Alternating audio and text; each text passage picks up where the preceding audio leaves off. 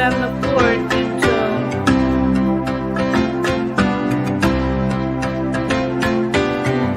And do what? What's going on? What do we have to do? hold down the fort until firefighters back.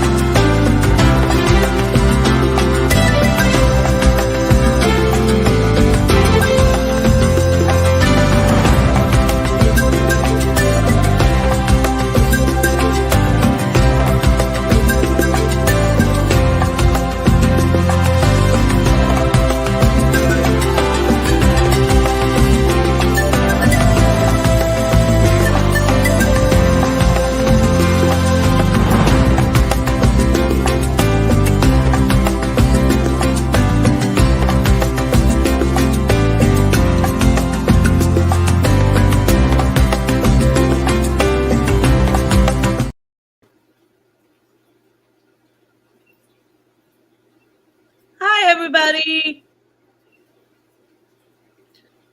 You're still muted.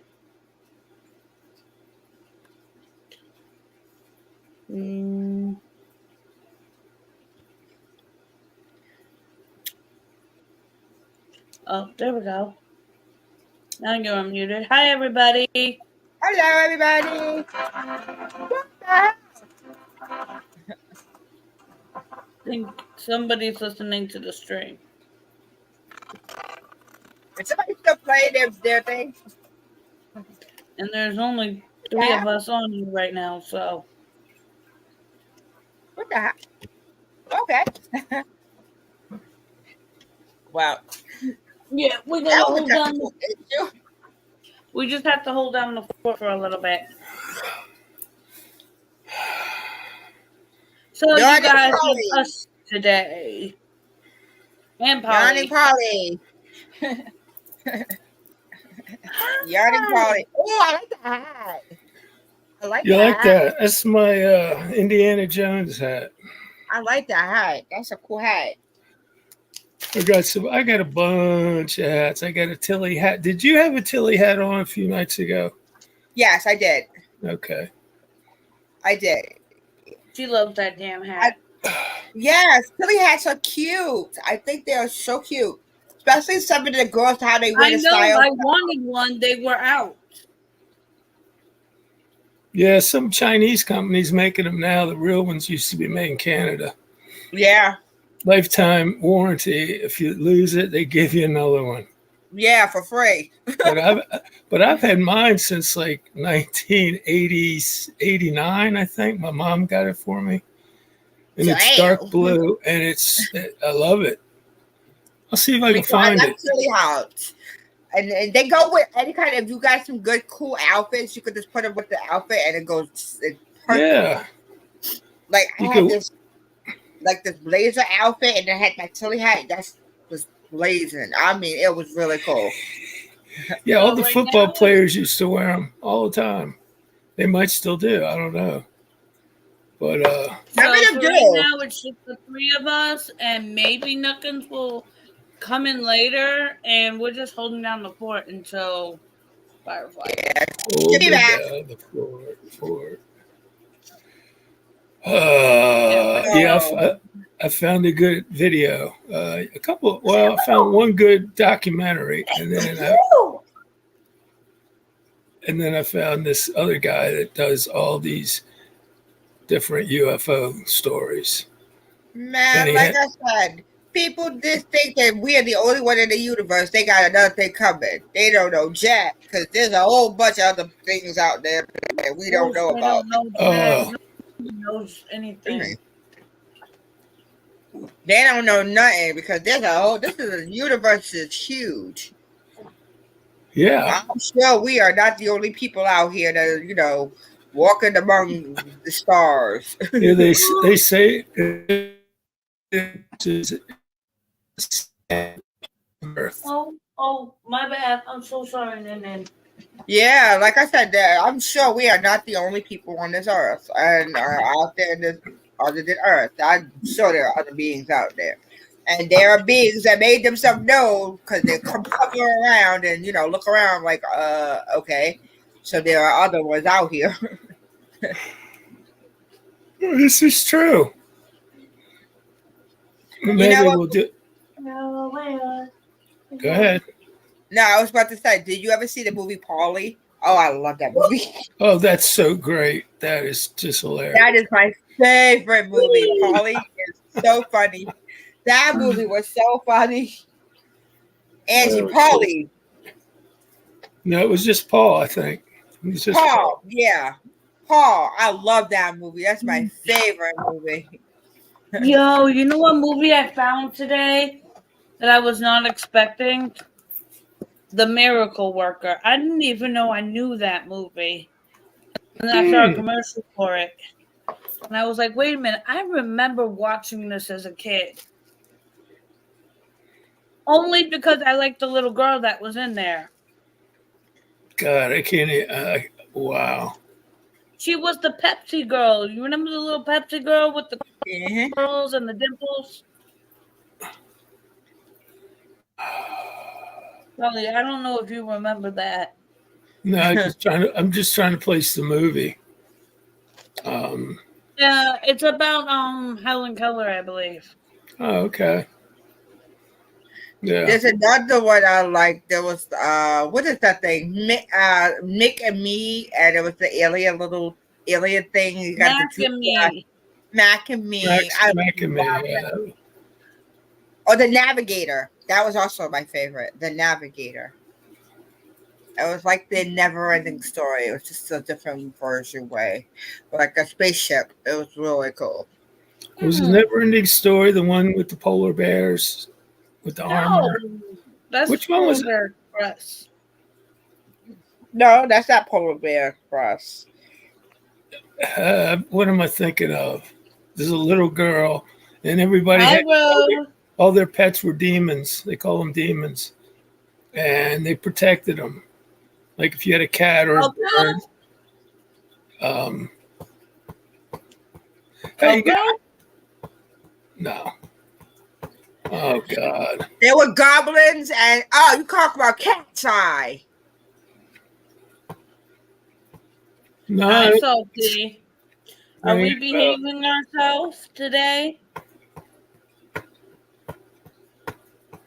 Mr. Salty.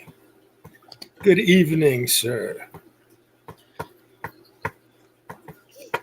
You missed a banger last night. Oh no, Salty wanna just Well, I mean, let's just say good thing you weren't here. Yeah, just I never deleted it. I just put it on private. Oh. Because I was reviewing it this morning. No, I never behave. He said, nope, I never behave. Of course he never behaves. But my favorite, like I said, my favorite movie is The Navigator. It's also my favorite movie. Here comes Salty.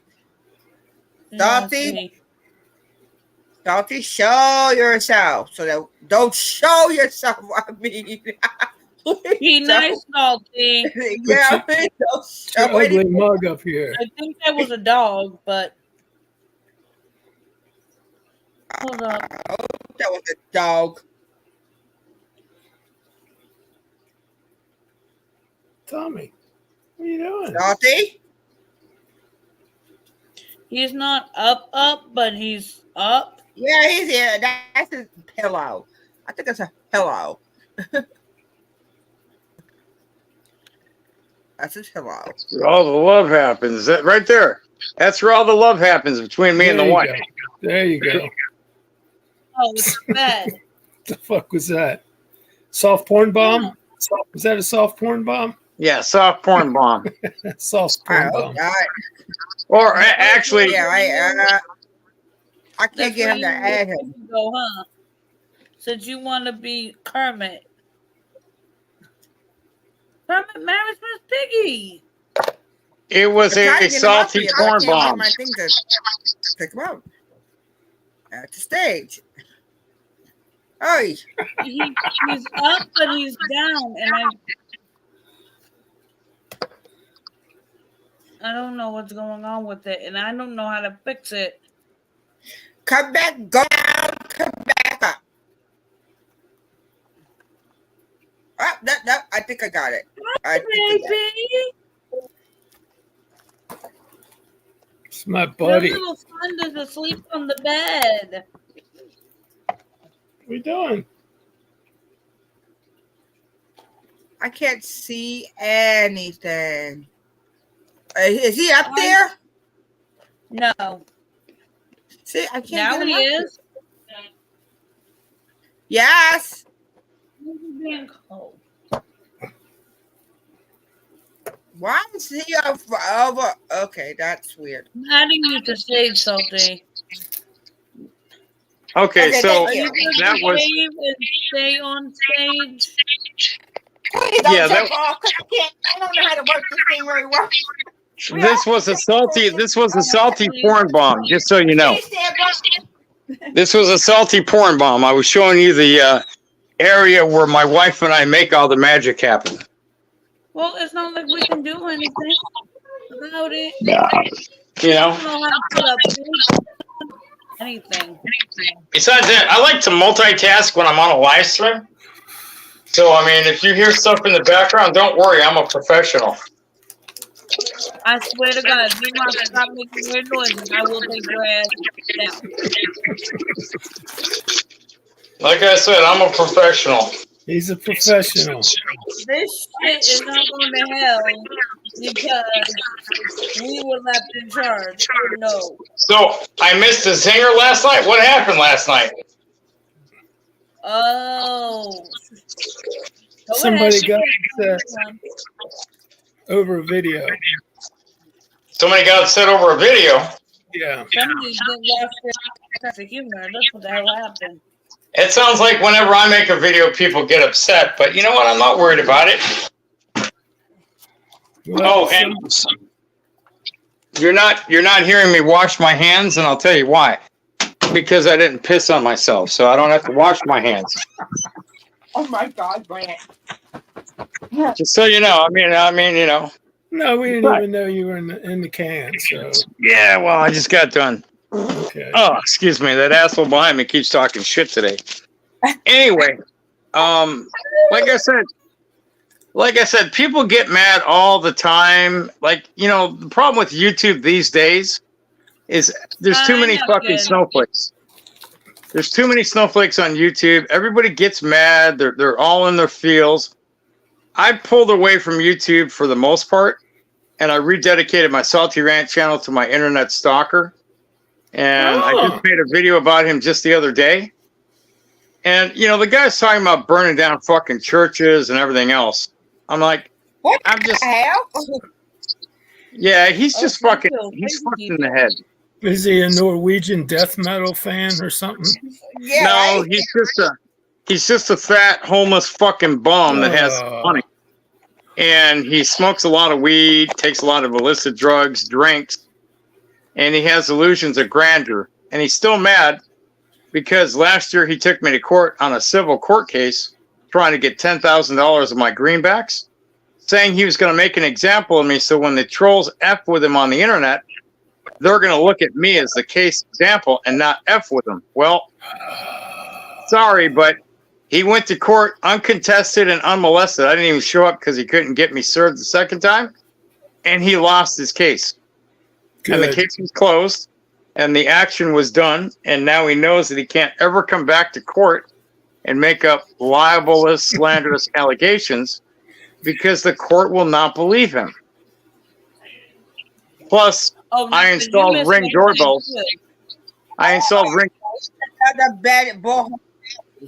I installed Ring cameras on the house. Daddy, huh? I installed Ring cameras on the house, so now if anyone comes to serve me, good luck. Now, Nobody you missed all home. of it last night. It would have pissed you off. Why? What happened? Like I so? said, Jen was crying on Firefly was crying on fucking camera. I mean online. Jen was crying on camera? Yeah. Why? They showed the video. They were making jokes about the food.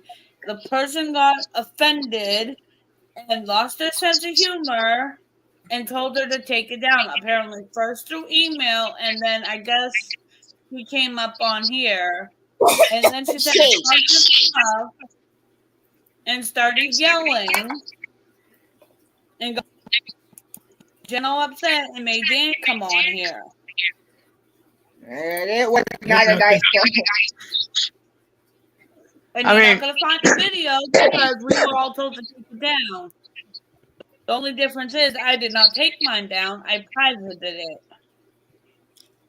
Well, that's too bad. I mean, I don't want to see anybody cry for any reason. I come over here and I'm kind of like, I'm kind of the anti-salty rant nowadays. And I don't really rant too much like I used to. I've mellowed out in my old age. I'll be 57 next month, like in 2 weeks. So, happy early birthday. Appreciate that. So I'm an old dude, I'm coming into my maturity, I guess. I even though I'm 57 in a couple weeks, I still feel like 15, 16 in my brain. And I probably act like it. I was going to say that explains a lot. I see exactly, right? Your text, sweetie, but I don't see you on the thing. I'm sorry. I go to work at night on Graveyard. Yes, I see you, Duncan. Hello. Huh? I go to work on Graveyard, and I've got all night to think about stupid shit and how to make stupid videos. But if you had seen me 3 or 4 years ago, you don't have sense at all. If you'd seen me 3 or 4 years ago, you don't have sense at all. If you'd seen me 3 or 4 years ago when I first made my Salty Rant videos, they're way different from the way I make them today. Okay. Well, then good thing you weren't up here last night. Yeah, I probably would have gone off on some trolls. No, it was just one troll. That person was a troll. I think it was just one. And the reason I'm not naming them by name at the moment is because I don't want to start no shit. Can you put the name in the private chat so I can see it, and I'll tell you if I know it or not? Nah. It's all been taken care of. Paul, it's over. Nothing saying say hi. Hello, Nuckin' Butts. Nuckin' Butts. When I come to Pennsylvania, I'll go to Motel 6 and we'll keep the light on for you. There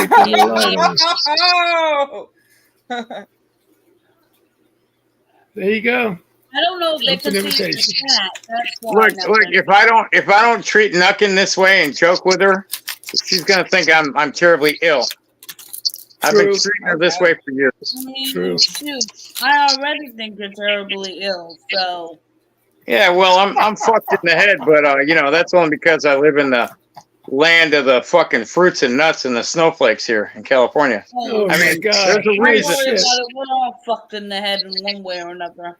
There's a reason I call California "suck my dick" California. Keep dreaming, Saucy. You have your wet dreams. Laugh out loud. Oh, fuck. Oh, I have plenty of wet dreams. I'm an old guy. I piss the bed on occasion, so I gotta have to start wearing some very verbal about it. I don't care. I'm old and my body's breaking down. I don't give a shit. I've lived a great life, and if I die tomorrow, fuck it. I've lived a great life. I mean, I lived probably 25, 26 years more than if I would have fucking, been able to have taken myself out of the occasion in 2001 when I put the gun in my mouth. So I'm fucking good, man. I'm good. I put a 1911. I put a 1911 Springfield in my mouth a 1911 45 caliber cocked and locked in my mouth after being drunk for 2 weeks and pulled the fucking trigger and had a misfire. So I'm good. I've been living on borrowed time. You definitely are borrowed something, because that was some divine intervention or something. It's just like Man on Fire when he tried to shoot himself and he had a bad primer. Yep. Remember that? I mean, yeah. I mean, look, man. I mean, like, I don't care. Like, I've been so blessed for the last 23 years. There you go. I'm not worried about it. You know, and if I can get somebody to not commit suicide by learning from my bullshit or not doing the stupid shit I've done in the past, hey, you know what? It just adds to the karma. Yeah. She did a video several years ago, and I still can't hear it. And she talked to my parents, and they said that they literally stopped the bullet. Like when I was hitting that primer and putting that gun, I was basically had the whole gun in my throat in a 1911, a full-size 1911, throating that motherfucker and pulling the fucking trigger. They fucking stopped the bullet. And I woke up several hours later with it on my chest. The hammer was all the way forward. Slide safeties were off. When I jacked that bullet out of the fucking chamber, I saw the primer popped right in the middle.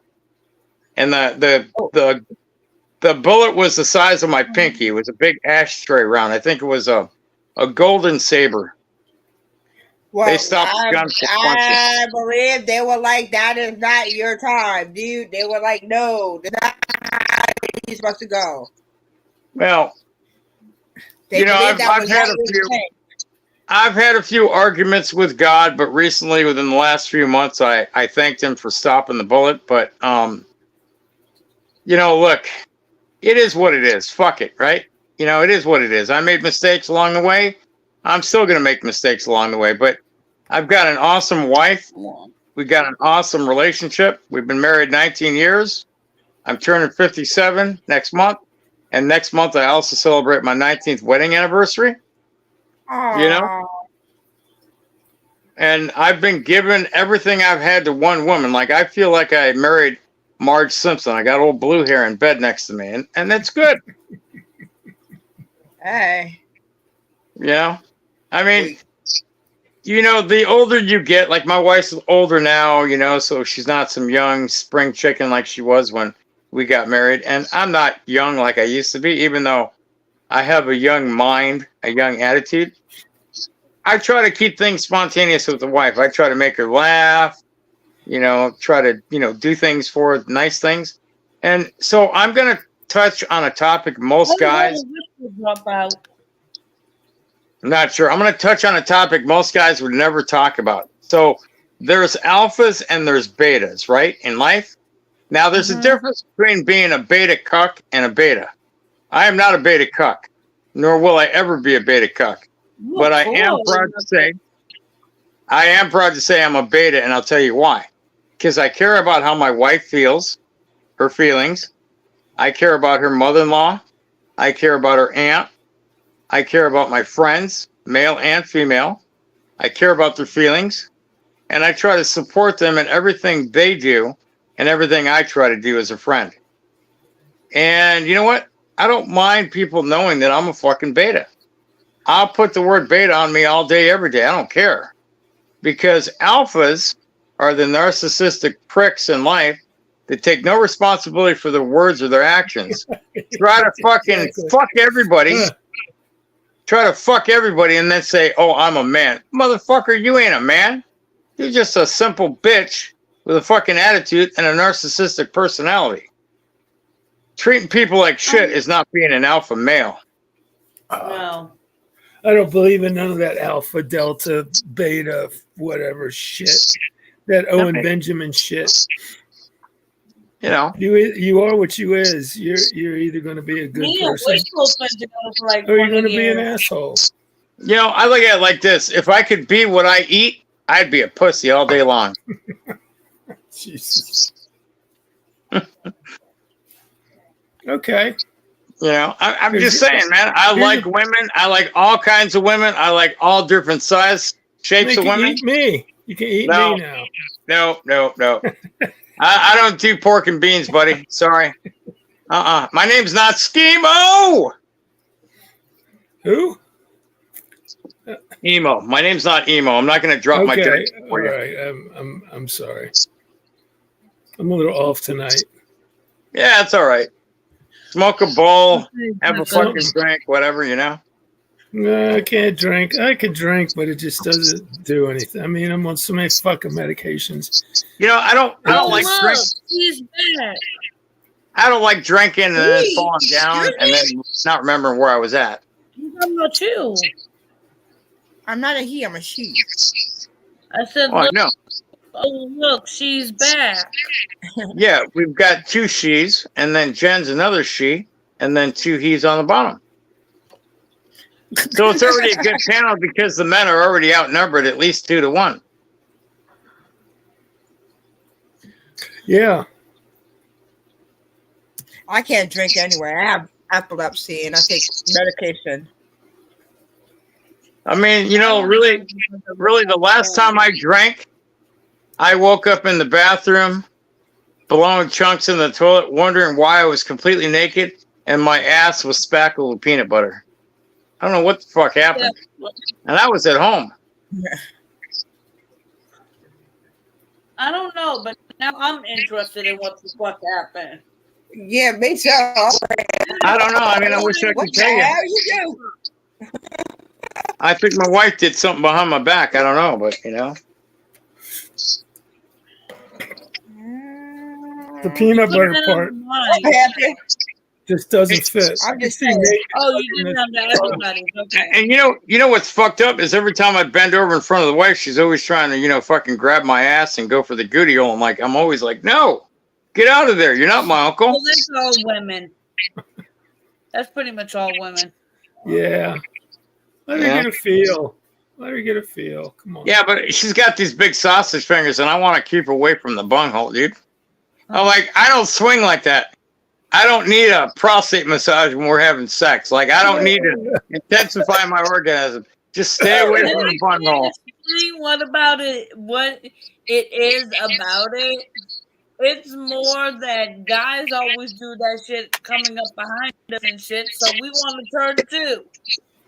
Like I said, I probably shouldn't say this, but years ago when my wife and I first got married, we explored the anal area. Not on me, on her. And I haven't done it for like 12 years now because we had a bad experience. It was a shitty experience. And I'm like, nope, I'm good.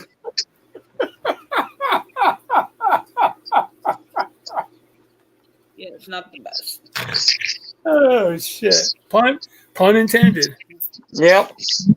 Pun intended. Pun intended. But I like to make people laugh. Like, you know, if I can't come on here and make somebody laugh, I am not doing my job right.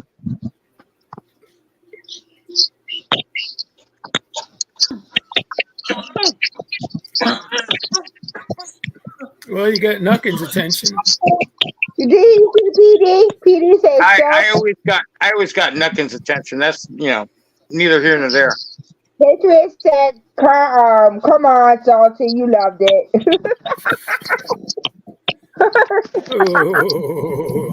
Oh. Wrong. Patriot Defense. Yeah, okay, Patriot Defense. I'll let Patriot Defense have that one. I won't say anything. I'll be nice. But, you know, I mean, like when I'm in my relationship with my wife, I've given her everything. I give her my whole everything, anything she wants, my whole body, except for my goodie hole. You can have everything but my goodie hole. And on her, I can have everything I want. I could have the goodie hole, but I'm like, I've already been there. I've still got kind of a nightmare experience. So I'm like, I'm good. Yeah, we call that the man. No, you cannot have that hole. You know, and I get it. Yeah, I told my wife when we first met that I identify as a lesbian trapped in a man's body. And she understood.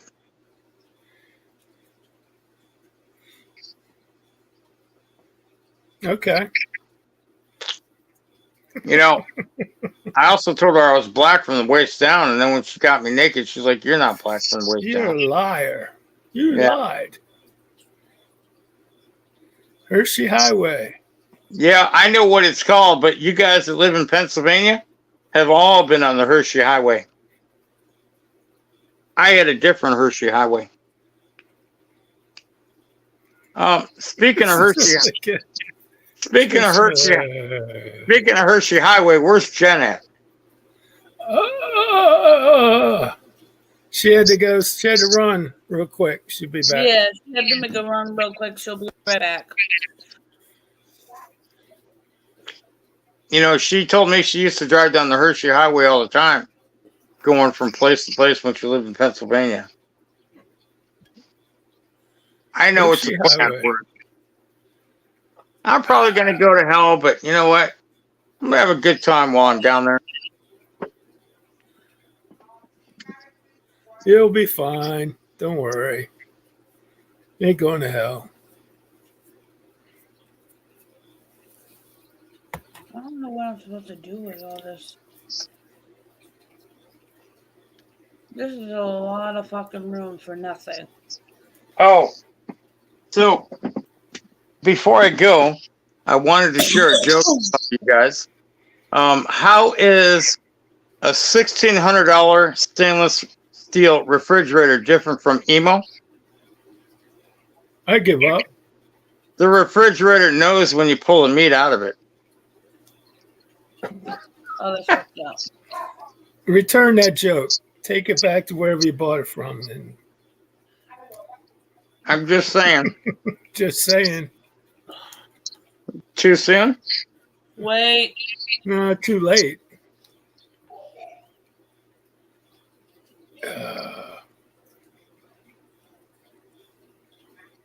Shut up, Salty. Nobody asked you. Okay, Jason, have another drink, you fucking drunk. Absolutely. But Oh, honestly, please nobody don't asked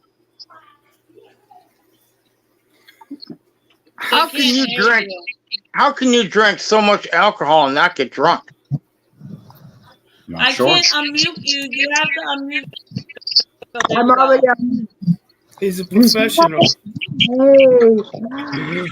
What's up, Salt Dog? How you doing, bro? Hey, you don't have a colostomy bag, do you, Jason? I think that's how he's doing. He's got a Oh my colostomy God. bag. That's right here, man. He's got the tube. I unhooked it though, but we're good. Polly. Polly. Yes. Why would Firefly leave us with the shit show? Why? We're not trained yet for this. Why? You're a fucking ignorant. Well, it's something good now. If Brody were to show up, we'd really have a party. Oh yeah, Oh yeah. Brody comes in and it's hard. Not because it's waiting Wait, for what happened? Brody. Flash right now. Canada's coming?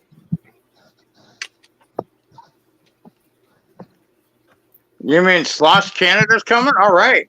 Yeah, fuck. Where's he at? No, that's wrong. That's not. One from Little Dog. Baby Nuck. Yeah. I mean, he loves that. He loves that term too, Who? Brody. You call him Baby Nuck. Oh no, well, yeah, but Yeah, he does. even No, he doesn't, though he's a baby nuck, he's still got a penchant for salty swimmers. Fix your fucking microphone. You've been around long enough not to do this shit. What the fuck's wrong with you, Salty? Nothing wrong with my microphone. My microphone's just fine. You're the one bleeding over, Jason. That sounds better. Thank you. Oh God, we are not trained for this. You don't have to be trained for fucking StreamYards. It's all good. You're muted again. Oh, I forgot. I don't have to drink because you can hear me. She just can't talk. There you go. Fuck you. Baby Dog, please come up, baby. He said, I think a ride right now. That's cool because he was trying to do that yesterday. I'm like, we had his diet yesterday. Oh, wait, I gotta read the bottom here. I don't know. That's me. What the Copyright fuck do I disclaimer. need for a map on Minecraft? There's Section 107 of the Copyright Act. This disclaimer appears on content, commonly What? YouTube videos. I'm that guessing uses someone else's copyrighted content, including this statement of fair use.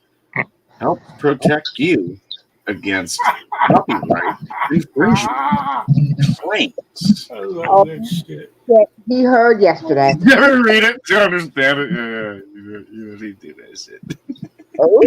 If you fuck up and you copyright claim, they're gonna fucking strike your head. It don't matter if you put that shit down there or not.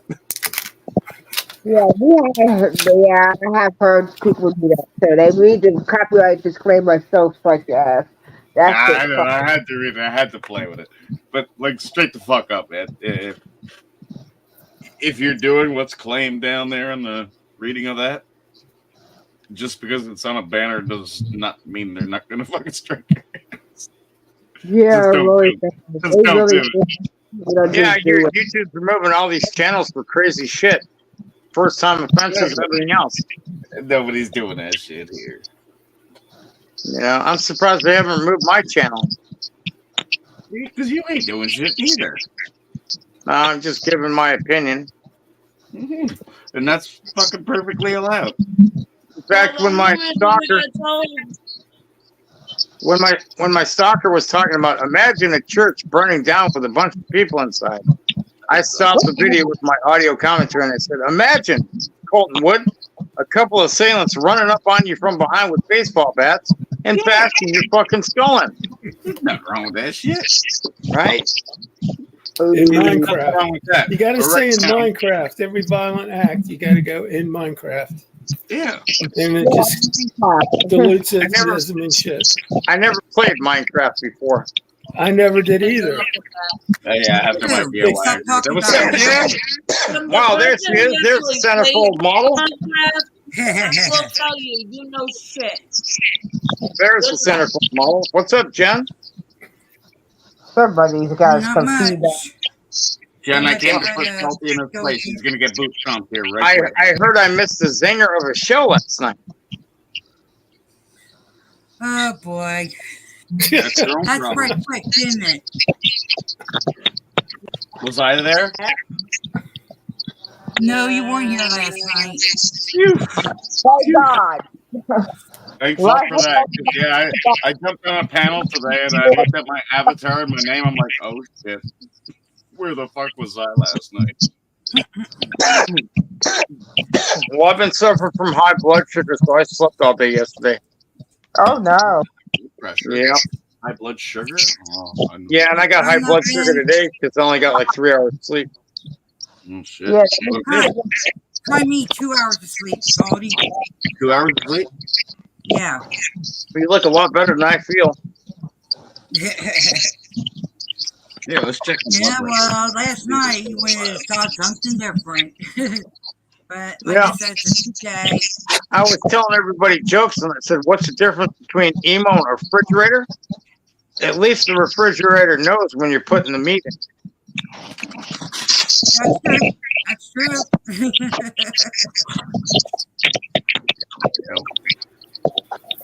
Who got you? Let's check it. Yeah, somebody's got feedback real Oh, I bad. want to snack. Salty. He's fucking being a douche.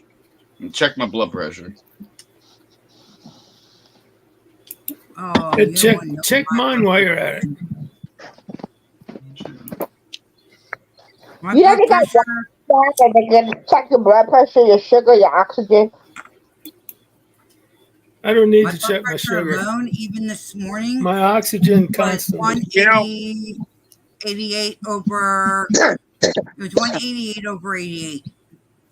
Well, my blood pressure's fine, but you know, when I had COVID-19 in 150 over 100. 2020, My I pulse is got like- that little finger monitor that checks the oxygen. wow.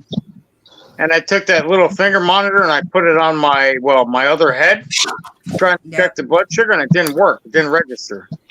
Ooh. Oh, shit. Yeah.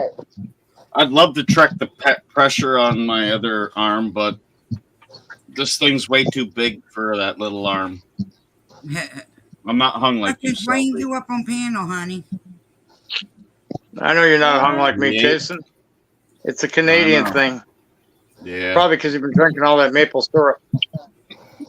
No, we can't afford that shit here no more. This is pricey. You gotta be rich for that shit. Well, I'll tell you what. middle- I'll send you I'm over. middle I'll class. send you over I'm a middle gallon. class. I'll send you over a gallon of salty swimmers, and you can mix it in your maple syrup next time. I already had my fucking fill of salty swimmers. That's all right. We don't need no more. Goddamn Brita. But you guys take care. I got to get ready for work. Thanks for letting me come up here and vent, and I'll stay in touch. All right, Salty. You have a good night, hon. Be safe. Take care. All right, take care, everybody. Yes, man. Phone charge. Why do you have it before like that? Okay. Holy shit! All the And how sound you is doing, cleared up. Jace? Doing great. That's good. That's good. That's good. He said Well, we're salty. I guess we're kind of going to do it backwards tonight. We're shooting the shit Why is down. it We'll when do you get the butterfly, video. you're awake? No, that's fine. I'm going to bed here and as soon as I finish Go the this. hell back to sleep. Nah, thank you for coming up. Really, thank you for coming up, man. Yeah. I scrubbed over. I got you. I got you. Cool, Knockins. I'm glad you're slowing down a little bit. I got Thank you. chicken. I got chicken. Oh, so do I.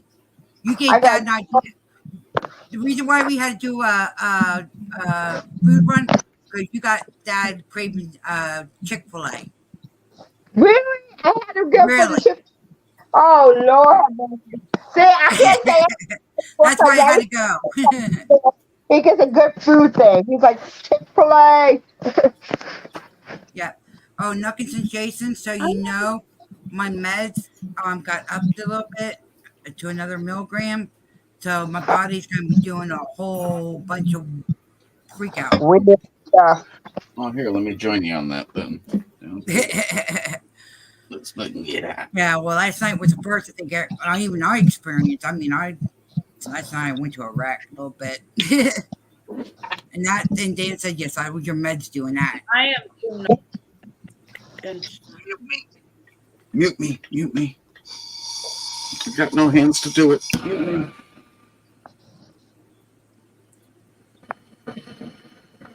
Yeah. Oh, that'd be cool looking. Take a picture and show me when you do, Nuckins. Mute. I was trying to say mute. Oh.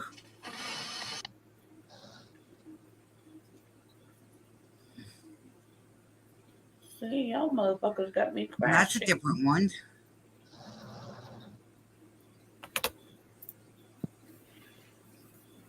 That's a different one. I never saw that before. I don't Oh, put yay, that. there's drought today. I'm playing Minecraft. Ah, Man, cool.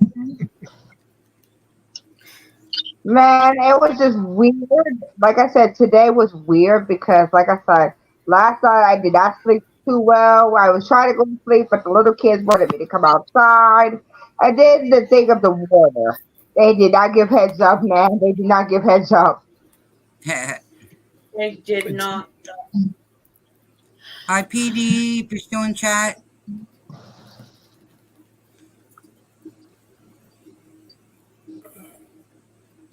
I guess I gotta later on rewind the stream and see what I missed. Oh, it was actually cool. No, everything was good. That's good. You might How hear do me, you, Kate. guy? What?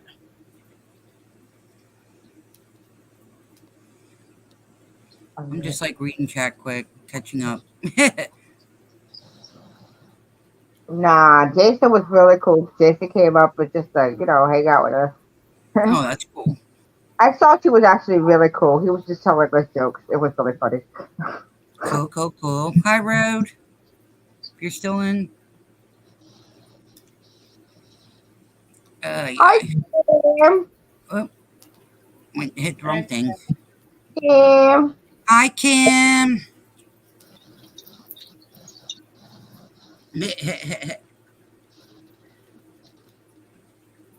Okay, I got the videos up and ready. I just gotta go to the video part. But it has both channels up, so that way we do one after the other. Then. Can you do me a favor? Yes, ma'am. At 9 o'clock for your time will be 10 o'clock. At 9:30, can you tell me to kick off so I could go to bed because I am really tired? Yes, ma'am. Did you check your sugar though? Yes, my sugar is actually good. 109 as normal. Hey, What you got time? the same as me. Mine was What 109 time? too. 9:30 here, 9:30 over there. Because Yeah. she's an hour behind her. Yep. Because I'm going to bed. I'm sleepy as. Oh, see, and that's not even right. She come and show it to the Chick-fil-A here. Oh, that's just wrong, girl. You just did your alternative. That's how. When you No. showed the chicken, I had proof. I had to go get Chick-fil-A. Oh, that's okay. That's okay. That's okay. Hold on. I gotta put my stuff back on. Hold on. Two can play at that game. Two can play at that game too. Okay. You might be agreeing about the Chick-fil-A. I got root beer float. God damn it! I should grab that too on the way home. Damn it! I'll get that tomorrow. Then Jason left. That's all I got. What? Okay, we had Jason up here, Kim. Bottom for me is Paul. Next to me is Angie, and under Angie is wishful thinking. I'm above you, actually. Angie below you, I'm above you. Hi, oh wow, it shows different on all screens. Yep. I take Aleve, actually. I like the Aleve. I do take ibuprofen though, but I do like the Aleve. That shit works. Yeah, I can't take any of that. I have to have the Tylenol 3 or I get an edible. You're welcome.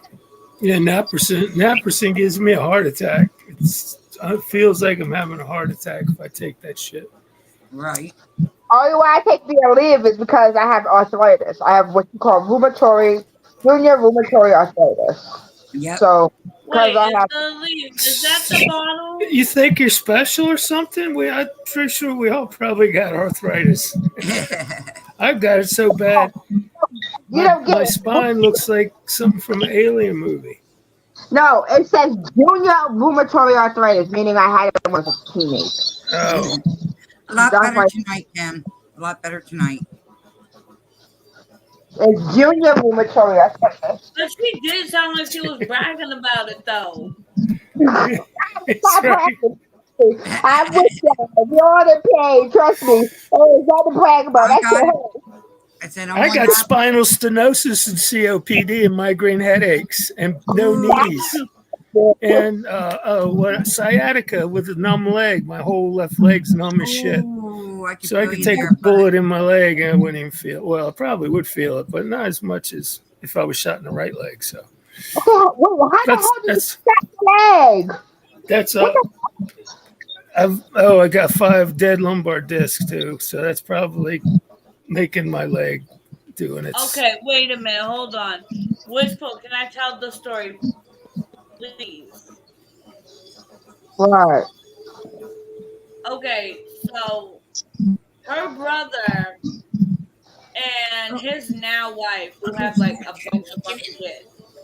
So when they were dating, The dad accidentally, the kids were careless. And he walked in on them. He shot the boy in the leg. Damn, that's an old fashioned dad there. That's Now a they've old fashioned been for like 20 years. Yeah. Hi, Star. malicious will or attempted Star, I have murder. your in here. He was trying to shoot him in the other leg, not that leg, but the other leg. The shorter leg. Yeah, the shorter leg. I found out later on in time that he was trying to shoot him in the other leg. Oh, she went Brody. Hi, Brody. Is Brody okay? Everything okay with Brody? No. Where's baby? What's going on, baby Nooks? I gave him the link to come up. Yeah. He's welcome to come out. He's up here. He's up here.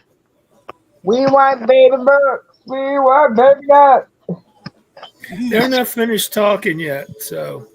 I think okay. I hope so. It's okay. Probably tired. Mm-hmm. Ubering all of that time. It's tiring. I bet you he's tired. I know he can't wait to get into a bed and just drop out. I don't blame him. Good thing about Uber, you're basically your own boss. Yeah, that's true. All thing you gotta do is pay for. I think is you have to pay them for. I think your license fee or something like that for your thing for being there. Yeah, but you got like nobody that It's not like sitting in a cubicle or sitting on the road doing his own thing, which evidently he likes. So. I can't believe somebody actually gave him a bad star for talking. What the fuck? He's got Tourette's. He has Tourette's. He can't help it. Who the hell, man? Listen, what is it in grade school? I can't talk to anybody. That's fucking weird. He could probably legitimately use that. And if somebody tried to fuck with him, you could use the Disability Act to fight that. Yeah. He said, that's my mom. They told me when I was a kid. I tell the teacher to get fucked, and he's not really doing that. It's just the Tourette's. Mm-hmm. Listen, he took some meds, and his meds kind of. I'm gonna give this guy a bad rating because he talks too much. That was stupid. Okay, you breathe too much. What now? Fuck. Stop breathing. People get over yourselves. Stop taking life that fucking serious. Right. I would be more freaked out if the Uber driver didn't say a word. Yeah, me too. I'd be out. We was in this cab, and this guy, he just kept on the mirror and just breathing really heavy. Oh wow. You know how fucking unsettling that was? Yeah, until we figured out what he was doing. What was he doing? You don't want to. I don't want to know. Well, you brought it up. You brought it up. Let's just say it involves some self-loving. Know him. Talking in front of the phone. Below. Yeah, he was sitting there doing that. Okay. While he's driving, man, I'm sitting here like, no, hell no. Soon as we wasn't even near. It was like, we went out now. You don't, cops will be called. We got out. We got refunded and he got fired. I was like, yeah, that was disgusting. Shit. I tried to get a friend of mine to come here tonight, but she changed her email. And I'm like, so I tried to find one of her recent videos and leave a comment, and still. But she's really cool. Right, She's fun. She's fun as shit. But she's from Texas. Ooh. And she's got a Texas accent. And she was raised by bikers. And grew up with her. they grew up with rockers. But she makes the most greatest stuff, boxes and portraits and just insane shit. Wow. Really, yeah. So I would be fascinated with her. I could tell I you would. you would be. I'll get hold of her somehow and Yeah, we'd love say, her come on. have her in the group. Yeah, right. You would love to have her on it. You know, hey, what's up? Because that sounds really cool. When they Texas, woo, we're hold up, woo, and round, round. Please, no. I love that song. Texas hold I up. know you do, but I absolutely hate Beyonce. Okay. Well, Amen to that. I don't care Okay, for we you. got a choice on Preston, on the Preston net. We got in the presence of external 10 true cases of aliens. And then he's got one that's so weird, 10 true UFO cases of extreme high strangeness. the 10 cases. Let's try the 10 cases first. They're all All good. All this shit's good, I swear. Oh my God. He's kind of a nerd, but he's really shows pictures and maps and shit. Is Bernie coming up next? He'll be here. I don't know. You don't. No, I'm talking to her. She says she's back. So, Is Brody she's okay, Nuckins? Yeah. Yeah.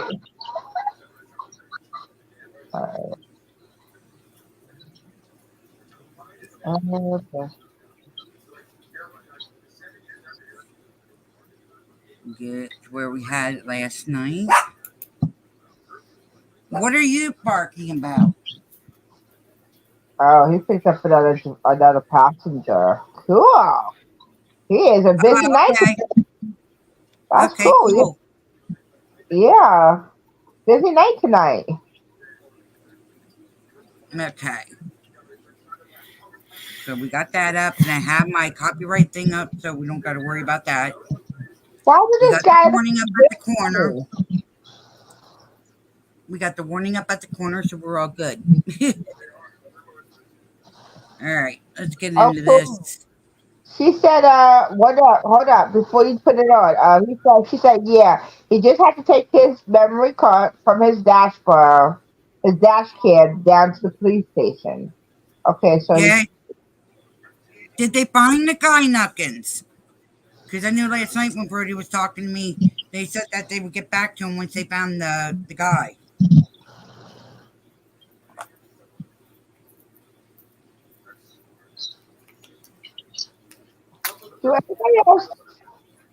do anybody notice that this guy looked like Bill Mummy from Lost in Space? The older. Good. Oops, sorry, sugar. Now she wants to come and say hi. Let me see if I can get her quick. There she is. Hi, Sugar. Hi, baby. Hi, Sugar. Stop, please. Hi, baby. We know what you meant, Nuckins.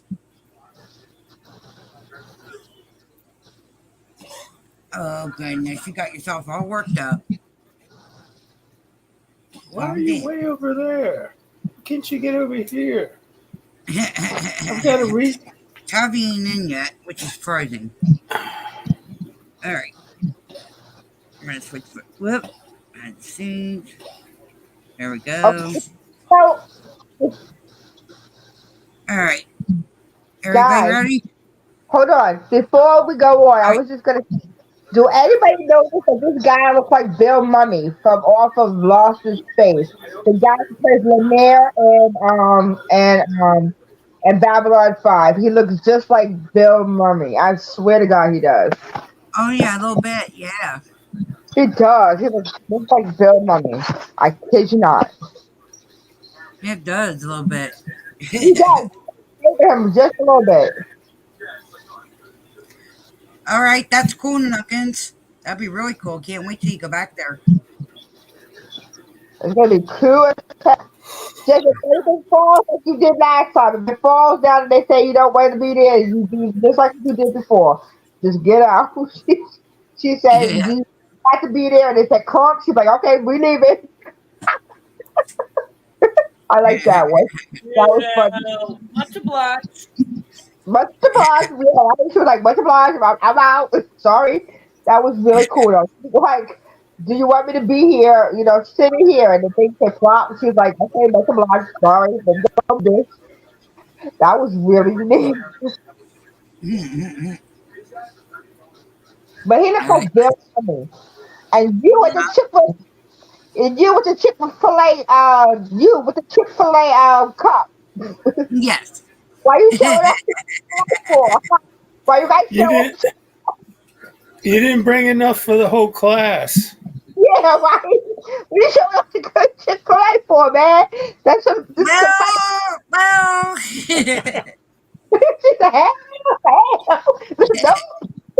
Well, next time we have a formal meeting, I'll make sure I have everybody for that. You better Okay. go eat. Because you better I go eat. pretty much almost did that, Nuckins. Yeah, but you ain't. Nuckins, go eat.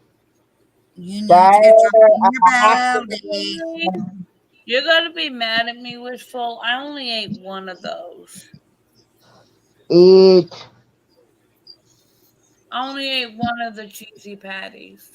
Baby girl, do you want me to come up there and kick your butt? Yeah, that's what I'm about to say. I'm gonna stick Jen on you. Nuckins, if I gotta eat, you gotta eat. Go. Yep, both of you do. I did eat earlier.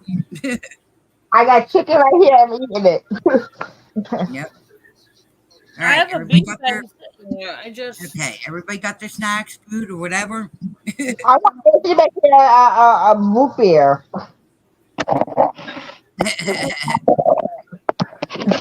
excuse you. Wait, what? Can you make me a root beer since you want to show off the root beer? I know you guys were teasing me with that. That's why you got the Chick-fil-A. I'm gonna get up there. I'm gonna tickle you for that. You get 4 tickles for Grab something to munch on, Nuckins, Nuckins, too, go please. eat. Grab something to munch on while you're watching this with us. Jen, you get 4 tickles for that. I swear to God, you get 4 tickles for the Chick-fil-A incident. I swear, you're gonna get it. You're gonna get a good ticket. And no, you don't get root beer because you asked for coffee and I made coffee earlier. And now there's a whole pot of coffee. Okay, then I'm drinking the coffee. Well, I'll be in bed very shortly, so all right, that's all right. I'll take that for this morning. All right, let's get this going here, guys. That way. 4 tickles, Jen. Yep. Keep playing. 4 tickles. All Chick-fil-A. Okay, let's do this. Welcome to a new episode of UFOs and the Paranormal. I call this episode So Weird. 10 true UFO cases of extreme high strangeness. These cases are really off the charts when it comes to weird.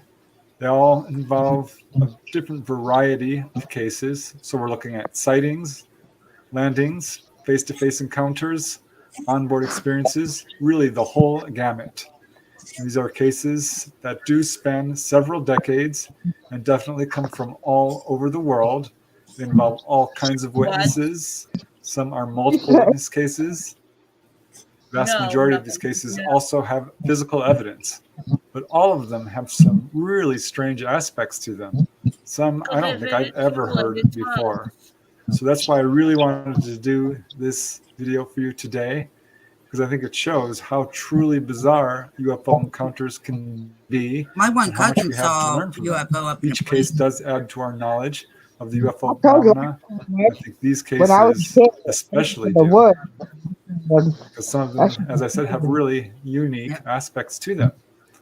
So the first case that I'd like to Yeah, present that'll be today, good I for call the spirits. weird But effects from a UFO. And this one involves two witnesses who were driving along the highway when they encountered a UFO. And the weird effects from this one, yeah, I've never heard this before, so I think you'll find it quite interesting. This case took place in November 1953 and involves two witnesses, Trygg Jansen and Gudrun Buflod. This is a that's man when and a they back woman, were trying to and they figure were out how to driving do along the Area 51. Mosevi Road, and this circumnates the massive Jursun Lake. And I'll just quote Trygg directly, as he says, "We noticed a luminous object that did not go straight ahead high up, but that really was maneuvering around at a low altitude. Sometimes it disappeared out of sight, but all of a sudden it was back again, flying in wide circles over the woods and the lake. Then it came down low, close to the sides of the car, and on one occasion I had to move away as far as I could when the thing swept close past the door of the car." So this thing is coming so close to the car, it's practically touching it. Wow. And this is when Trygg told his passenger, Gudrun, "Another thing like that, and they will..." What nut or what wishful? Hell no, man. They playing chicken with the damn UFO, with the flying saucer. Fuck no. That bitch is playing chicken, man. Fuck no. He's going at him and they going this way and it's coming at them. Oh, hell no. It's playing chicken with the UFO. No. Fuck no. Yep, They're playing exactly. chicken. Huh? Exactly. Exactly. They're- I wouldn't play chicken with it. Yeah, right? It's playing chicken. No, we good, dude. You keep the road. I got this way. Fuck y'all. You go ahead. I'm good. Okay, here we go. Stop the car. So Trygg continues his story.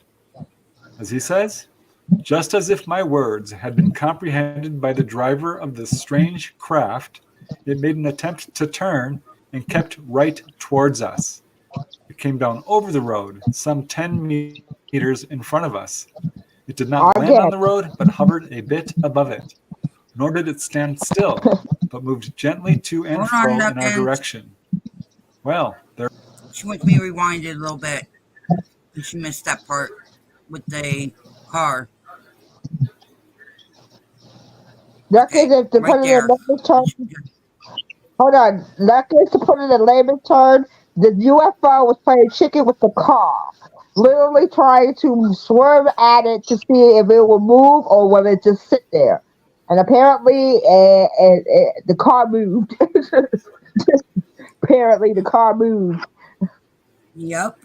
Okay, here we go. Involved witnesses, Trygg Jansen and Gudrun Buflod. This is a man and a woman, and they were driving along the Mosevi Road, and this circumnates the massive Jursun Lake. And I'll just quote Trygg directly, as he says, "We noticed a luminous object that did not go straight ahead high up, but that really was maneuvering around at a low altitude. Sometimes it disappeared out of sight, but all of a sudden it was back again, flying in wide circles over the woods and the lake.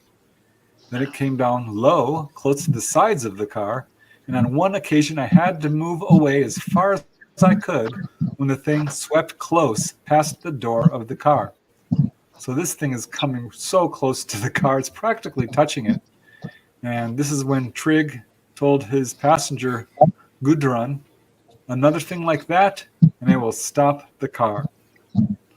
So Trygg continues his story. As he says, "Just as if my words had been comprehended by the driver of the strange craft, it made an attempt to turn and kept right towards us. It came down over the road, some 10 meters in front of us. It did not land on the road, but hovered a bit above it. Nor did it stand still, but moved gently to and fro in our direction. Well, there it was, a flying saucer. So this object was pretty small, just big enough to block the road. According to Trig, it was yellowish in color. It had a red hot ring around the circumference and a dome on top. And on either side, it seemed to be releasing some sort of glowing gas or... Probably Nuckins, because that's a pretty small craft. No, that wasn't Nuckins that was...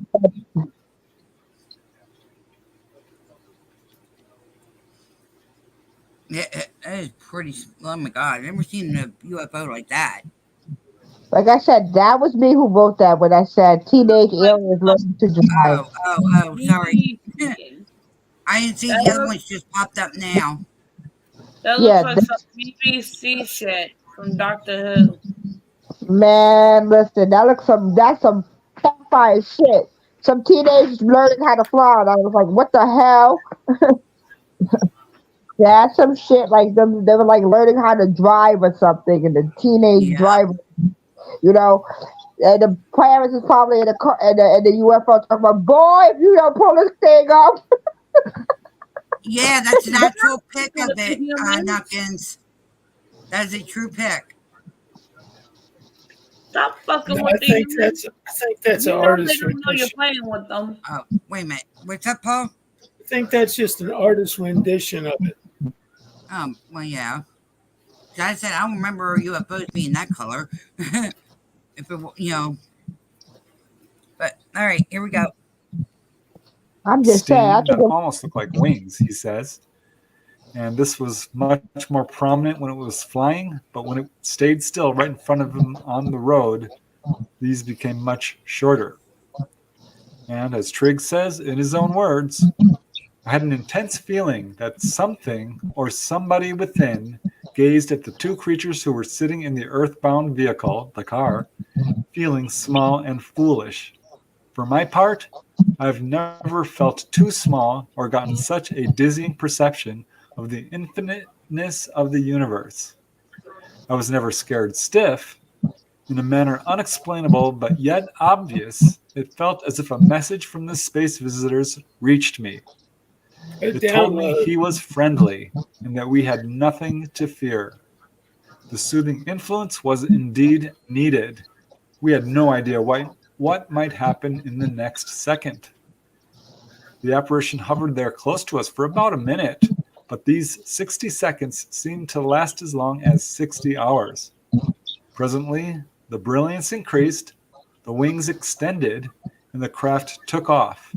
It went over the automobile so low that I felt it grazed the top. Then it climbed right up, flew across the lake, away over the woods.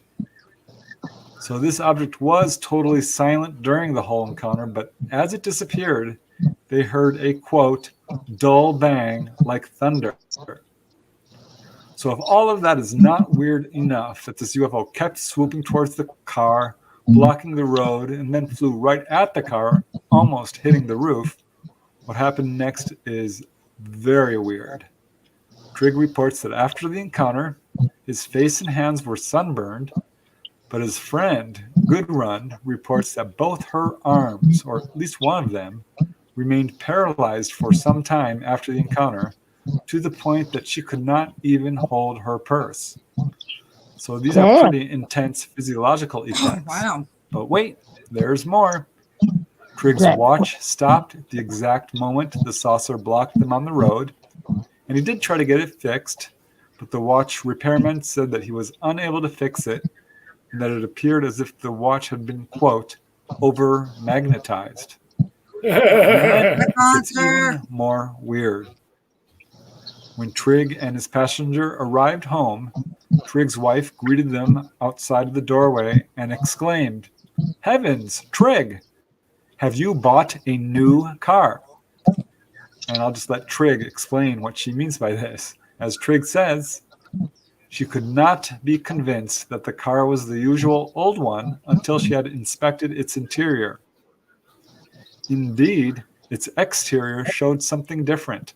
Its usual beige-yellow color had disappeared. Instead, it shone a beautiful verdigris green, like phosphorizing, so kind of glowing almost. Unfortunately, this new color did fade away pretty slowly, but it did fade away. So, as Gudrun says, this could not be due to any imagination of my wife.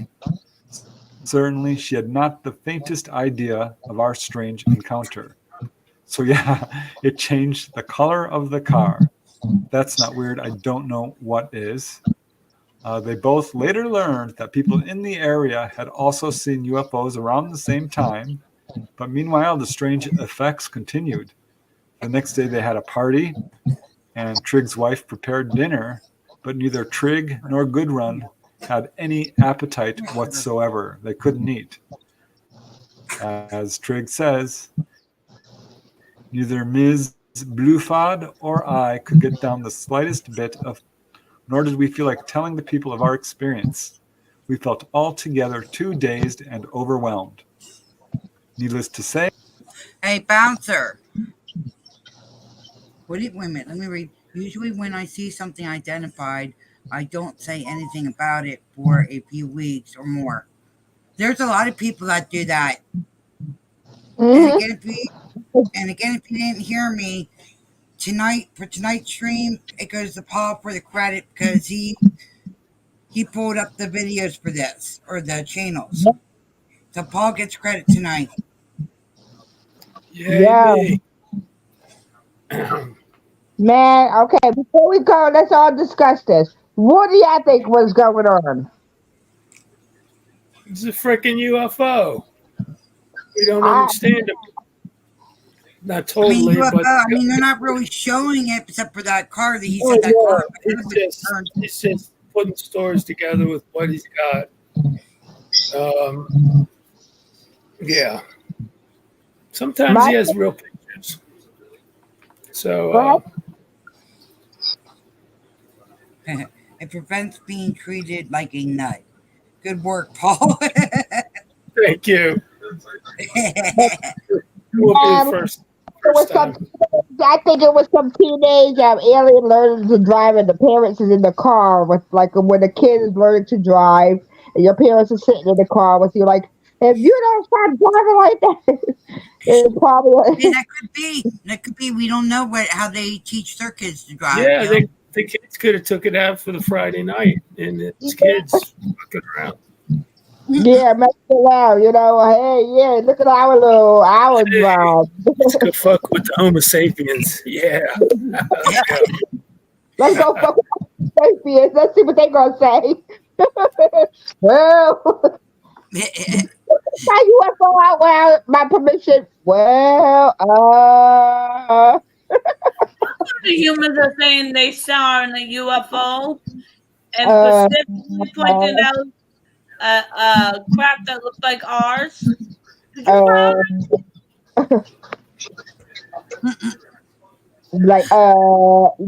the alien, I'm gonna go do my physics now. Right? I'm gonna go do physics now. Okay, let's continue this. This encounter changed Trigg's mind about UFOs, and as he says in his own words, I have never been specially interested in the phenomenon called flying saucers. I've never believed nor disbelieved. Now I am compelled to believe in what I myself and another person of good judgment have seen. The most peculiar thing was, I thought that the mystical stranger chose my little car as an object for study, and I am glad I was not alone.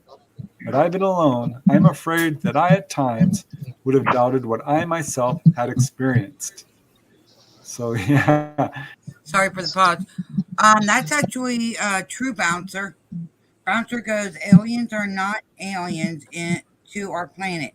They have huge civilization beneath the bodies of the water on Earth. they have been here much longer than we humans, and that is true. That is true. I mean, Hi, maybe that's JX. well, welcome, Penix. Welcome to our chat. Welcome, welcome in. Oh my If gosh, weird. if you've never been here before, we do different stuff each day. There's only 2 rules in the chat: common sense and respect. That's it. That's the only thing we ask. Other than that, have fun. Yep. Enjoy, join in the conversation if you like. We all have a good time here. See, Bouncer says they stay out of the solar radiation as much as possible.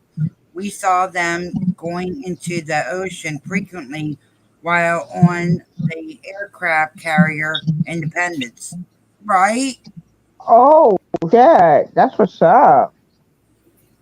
Well, that'll explain why they fly around. I mean, they were here first. They just coming out to investigate, how our civilization changed throughout time. That could be something. Hey, maybe they could teach us something that we're not doing. Yeah, right? Maybe they could come out here and, maybe help us with the atmosphere and maybe get rid of some idiots. Just True. saying. True. Idiots. Okay, here we go.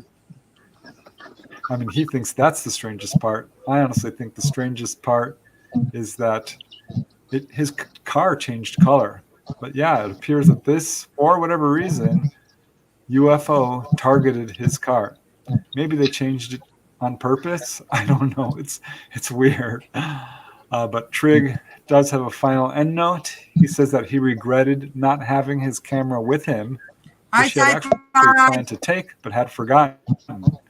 And he now carries it with him at all times. But as he says, I rather wish I would be spared from meeting another saucer. A really remarkable case. I mean, this is a UFO that actually changed the color of someone's car, and some very interesting physiological effects as well. So yeah, off the charts weird. And here's another case of a kind that I have heard before, but this is such a good example. I call this one very close to Crater Lake in Oregon. And, well, I'll just get into the case because it kind of speaks for itself. Quite a few witnesses in this one. And this has got to be one of the weirdest encounters I've ever heard. This case took place on July 2nd, 1954, and is definitely one of the weirdest I've ever heard. It comes from APRO, the Aerial Phenomenon Research. I remember this case that's coming up because it got exposed when Area 51 had just gotten exposed. They were talking about this. And I'll tell you what, it's pretty, it is. I wonder if they're going to talk about the one fire in the sky, because there's one called Fire in the Sky where the guy got abducted. And they actually made a movie about it called Fire in the Sky, where he actually got abducted and he was telling the whole story. Travis Walton. Yep, there you go. Yep. A lot of butthurt people. Maybe they were probed. Yeah, you know what? I wouldn't put it past it if they were. Yeah, I mean, aliens do come in many different forms, so maybe they, came and, started probing, and maybe it kind of jammed something wrong way. Jammed somebody's bad frequency. Minnesota was a hotspot in the mid-70s, and we had people visit us in school about the sightings. We were coached what to say. Oh, wow, Bouncer. We had sightings up in upper New York in the 80s, and they had people come out and tell us the same. Like, y'all didn't see much. It was just, you might have seen lights going in the sky, like planes or something. Yeah, it was not a plane. I'm sorry. That ain't a plane. Yeah, I was just well, even recently in the what was it? The early it was the early 2000s. I forget which year exactly. But we had that one weird flying thing that was flying through the air and freaked everybody out. Oh yeah, and over in Pennsylvania. Yes, I remember Yes. that. They had this thing that we don't know. Nobody know what the hell it was, but it was zigzagging all over the Pennsylvania areas. Yeah, and it was real low too. Yeah, and it was not just the Upper Pennsylvania. It was Upper Pennsylvania. It came from Upper Pennsylvania all the way down towards Philadelphia. Even the people in Philadelphia got to see that shit. That shit was weird as hell. Like some alien had got drunk and was just going on. What the damn Yeah, and then the story? news came on and said, "Oh, it was just a comet." Okay, if That that was was a comet, how the hell did the comet would have broke in 1,000 pieces when it hit the atmosphere here? That yeah. wasn't a goddamn comet. And how come everybody in Pennsylvania had seen it? That's another thing. How is it everybody in Pennsylvania from the north, from Upper Pennsylvania, like where is Shamokin, Poconos, all the way down to the Greater Philadelphia area, got to see this thing? Yeah. Hi, Mama Cookie. Hi, Mama Cookie. Like I said, how is it that all of these people got to see this and it was some kind of comment? Nah. Get the hell out of here with that. Get the fuck out of here with that. That is not a comment. Thank you, That's Nuggets. not a You want to get something to eat, honey. Let's see. Bouncer says some kids were separated from the rest of us. Many of them became straight A students afterwards. Oh wow! Oh. Can you And say blackmail, my man? Can you say blackmail? yeah. And then he says, I remember being told not to speak about the animal mutations or the blackouts. Yeah, I remember hearing about that too. Like I said, here in Pennsylvania, they try to tell everybody over here that they didn't see shit. They were seeing comment. Nah, how the hell is everybody in Pennsylvania? And Pennsylvania is huge. Seeing that shit. If Now, the comet would have ever came through the atmosphere, it would be broken 1,000 pieces, or it would have landed making a big ass crater. Yeah, we'd have been F-U-C-K if we could see a comet moving through the air. You see a comet, it's usually just stationary in the sky. It's not even moving. So, you saw Venus instead, or a balloon, or a flock of birds, or yeah. Right. Man, we all saw that shit. It was, like I said, never forgot that shit. It was like, oh, it was just a freaking, common. Nah, man. How the hell did the whole greater Pennsylvania, and if you look at Pennsylvania is huge. And everybody from the north of Pennsylvania up to down to Philadelphia themselves was talking about this thing and seen it. So how is it that from Upper Pennsylvania down to Philadelphia, people were seeing it? That is not a comment. And I'm not going to believe that shit. I told you that on Roadhog Kennels Down. Yes, you did. Yes, you did. Oh, guess who? I'm going to make it real big quick. Guess who's joining us? I told you she would. Uh-huh. A princess. I told you. She just had to hear. She just had to hear all of us in music. Yep, stream a whore. Stream a whore. Stream. Yeah. What is it, people? Okay. Well, I'm gonna let y'all take this over. If anything, call me. It is now in my time, 10:30. Right. Yeah. Go to bed. Yeah, that's what I'm about to do. Hop down, watch the stream, and fall asleep. You told us to tell you to go to bed at 10:30. Yeah, he said go to bed. All right. Good night, everybody. Have a good stream. Yep, you have a good sleep, sweetheart. I will. All right. Okay, guys, let's get back into this. Organization, and Cora Lorenzen, writing about this case, called it one of the most interesting reports she had received, and says, "We have presented it because of the radical departure from known descriptions of other similar cases, which is putting it lightly, I think. So this case comes from a lady who wishes to remain anonymous. They call her Mrs. R. And Mrs. R was on vacation with her mother, brother, sister, 2 daughters, a stepdaughter, and 2 nephews. Oh, wow. So quite a large family. And they were driving along US Highway 97 in Oregon, heading north, as you can see here. And they were southeast of Crater Lake. They estimate about 10 miles south of the junctions between Highway 97 and Highway 138. And they noticed they were beginning to get low on gas, and so they were hoping to reach a food and gas stop. So they were looking for some place to stop, and coming around a corner in the highway, they found a place to stop. It was this very unusual looking restaurant. They described it as being very large, All right. perfectly round, brilliantly illuminated, just really beautiful. And as they drove up to it, their car engine died, and they coasted into a, quote, beautiful covered parking area. They did notice 3 or 4 other cars there, and they also noticed unusually bright lights were shining down from this apparent building.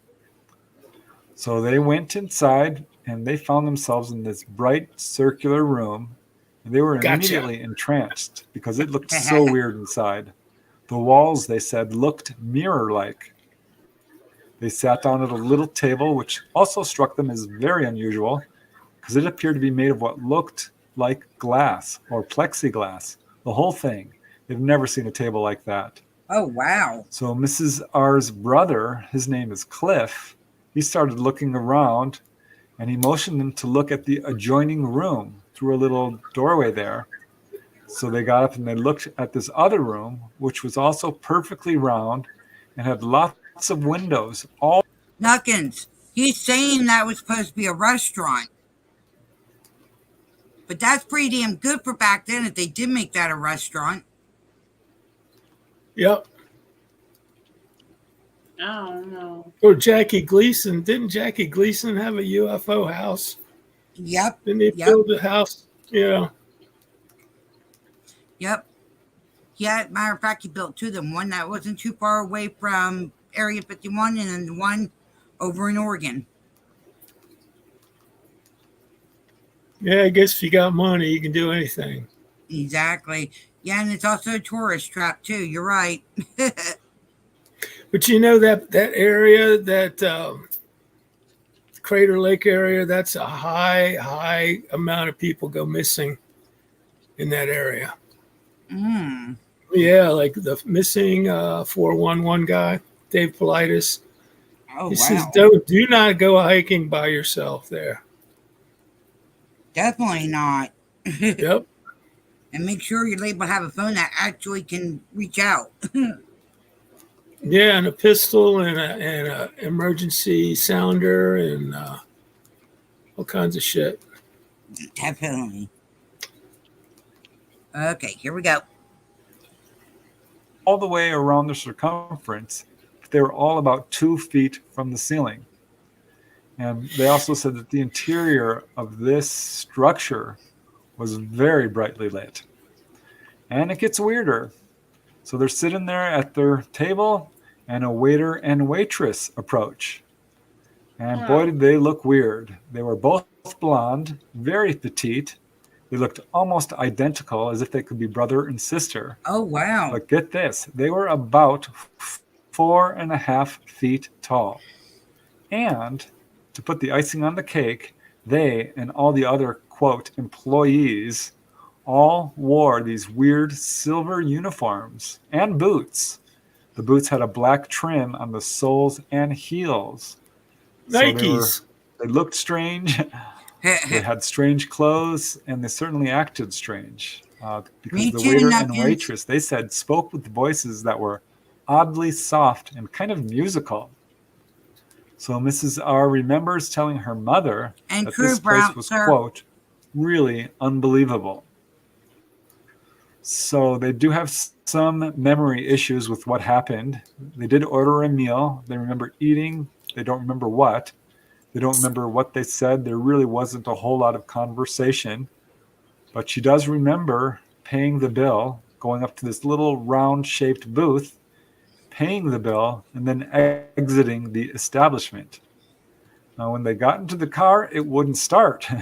But they coasted out onto the highway, and the car immediately started, and they drove off. Now, at this point, they saw that their tank was half full, which was a little unusual because they thought it was less than that. So they continued their drive up to Highway 138, which was 10 miles ahead, and they saw workmen with snowplows clearing the road to Crater Lake. And Mrs. R stopped and asked them about this weird new cafe that they had stopped by 10 miles back along Highway 97. And she said that the man operating the snowplow looked at her as, quote, as if I was a nut or something. So she didn't know what to make of that. They still hadn't really put the pieces together at this point. They drove up to the next city, Chenault, and they got gas. And it was at this point that Mrs. R's stepdaughter announced that she had forgotten her purse at the restaurant. So they turned around and headed south back down Highway 97 to the location of the restaurant. But it was gone. They could not find it. So they're driving down the road looking for it.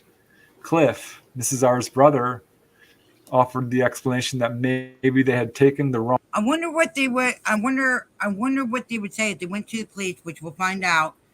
What they would say about the purse being missing. I think it was. If they go to say about a restaurant, they're probably going to look at them like, huh? It was a screen memory. They got abducted, and the aliens implanted fake memories in their head. Right. But still, I mean, yeah, a big mushroom-looking restaurant. I said, "Wow, hey, the car stalled. Hey, how convenient. Here's the restaurant." Yeah. I don't know. I'm kind of looking. I don't know. My gator's kind of going off on this one. I don't know why. Let's see. Tom and I wanted the most perfect man and woman walk into Lake Racetown and just disappeared right before our eyes. They built lakes for them. Oh, wow. Wow, that'd be something to check out. Definitely. Yes. Okay, here we go.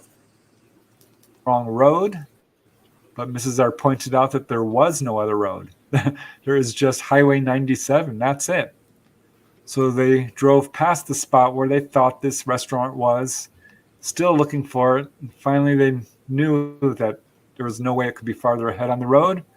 They turned around again, still didn't see it, drove all the way back up to the city of Chenault. And they went to this restaurant, and by coincidence, those same workmen who were operating the snowplows were there. So they again asked them about this weird new restaurant. And once again, these workmen gave them really strange looks. And so they didn't know what to make of that. They returned from their vacation, and here's where it gets even weirder. They completely forgot about the incident for at least a few years until suddenly Mrs. R recalled the experience. And it took a while for her memory to come completely back. And finally, she asked her mother if she remembered this weird restaurant. And the mother said, and I quote, "Yes, I remember, but sometimes when I think of it now, I have a funny feeling, like maybe we were a surprise to them," meaning the people at the, quote, restaurant. Well, yeah. And Mrs. R remembered another detail which really baffled her.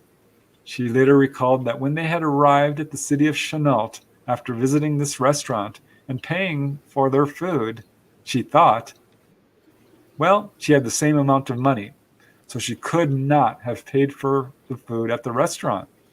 She kept very, very careful watch of how much money she had, and she still had all her money.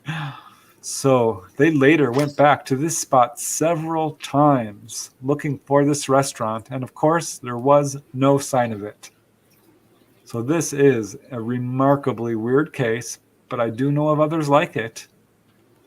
There was another case where a gentleman and his family overheated on a highway in Nevada, and he opened the radiator cap and got a real bad burn on his hand. Ooh. And they were driving to town and came upon a hospital which treated them for his burn.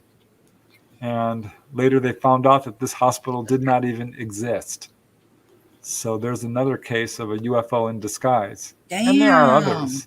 Bud Hopkins talks about a case involving Debbie Jordan Cobble, who thought she was going to a 7-Eleven. Of course, that's not what it was at all. It turned out to be a UFO. And if I remember correctly, John Mack had a very similar case involving kids who went to a fun house or an arcade. So apparently these things do happen. I really wish there was more follow-up on that particular case, but as you can see, it's not the only example of this. I'm thinking that sometimes UFOs will sort of put themselves in disguise. Yeah. Not you guys. This, Sorry. I think, might fall under the category of screen memory. What's the matter, sweetie? Angie.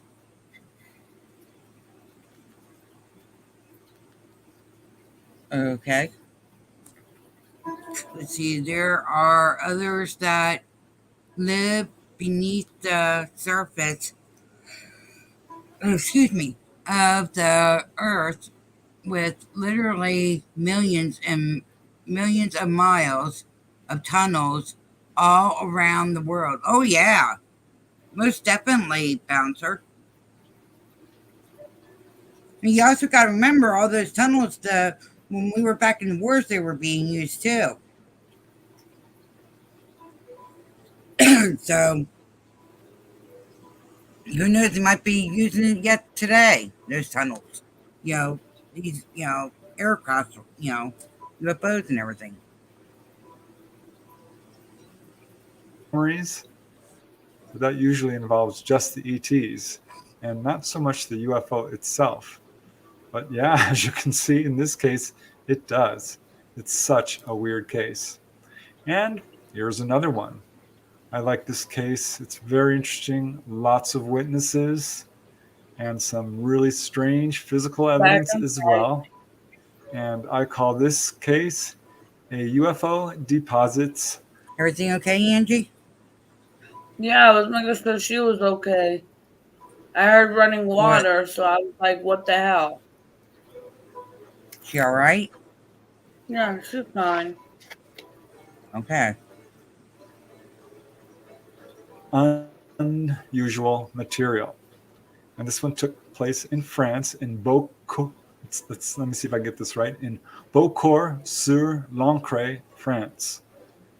And there's a lot of reasons that this case is so interesting. True, Bouncer. Not only are there multiple witnesses, not only does it have some really unusual effects, but it's got humanoids as well, and it lasted quite a long time. What? This very bizarre case occurred on May 10, 1957, and it's quite remarkable because it does have 6 witnesses. It got some pretty good press coverage as well. And it began when 29-year-old Michel Fekete was bicycling home on the Beaucourt Road, seen here. And this is just a short little road, so it had to be pretty close to this area exactly. It was around 10:45 p.m. when he says he was, quote, dazzled by a bright light. So he was quite alarmed by it. This was clearly unusual, and he hid behind a telephone pole and watched as 4 small men, he estimates about 4 to 5 feet tall, approached him in what he says is, quote, a threatening manner. He says that they were carrying a brilliant light, which made it very hard to see them other than silhouettes. But they clearly were not normal people. So he ran to the nearest home. It turned out to be the residence of the Lepotz family. And they said he was almost incoherent and kept shouting that he had been attacked. as the witness Michelle said, "Let me in quickly. A flying saucer has landed and I was attacked." So they let him in and they all rushed to the window to see what he was talking about. They turned out the lights in the house and now they could clearly see a glowing object landed on the ground. It was flashing red, yellow, and white lights. It was pretty close, no more than 150 feet away. And they could also see the three men, who they said appeared to have oversized, dark-colored heads. All the figures were wearing gray suits, sort of like overalls or coveralls, and they were moving from the road to the field with this strange, tottering gait. Now, short. I would be literally, if I saw that, I would be literally I would be pissing my pants and running to a corner. My gosh. Let's see, there are at least 10, maybe more human species that currently behind in with humanity by using technology that we haven't created yet. Yeah, that's what they're saying. They're saying they are more advanced than what we are. We're only starting to catch up to them. We'll never catch up to them. Yeah, you would be, Knuckles. You'd be the one running out there towards it.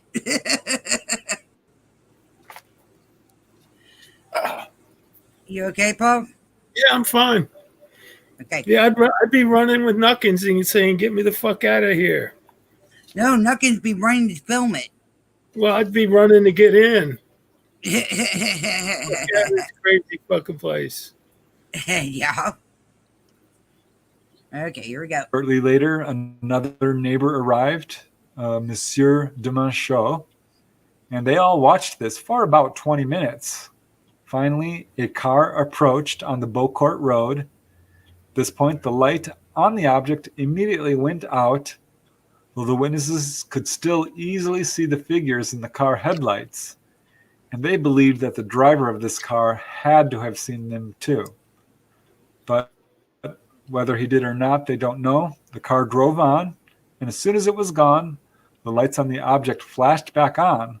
But now this object appeared to be floating above the road. It then rose quickly and darted off to the northeast at a 45-degree angle and was gone. And all the witnesses were very deeply impressed by this sighting. As Monsieur Lepat says, and I quote, "I saw very clearly a luminous ball from which red and yellow rays escaped. The craft was moving slowly.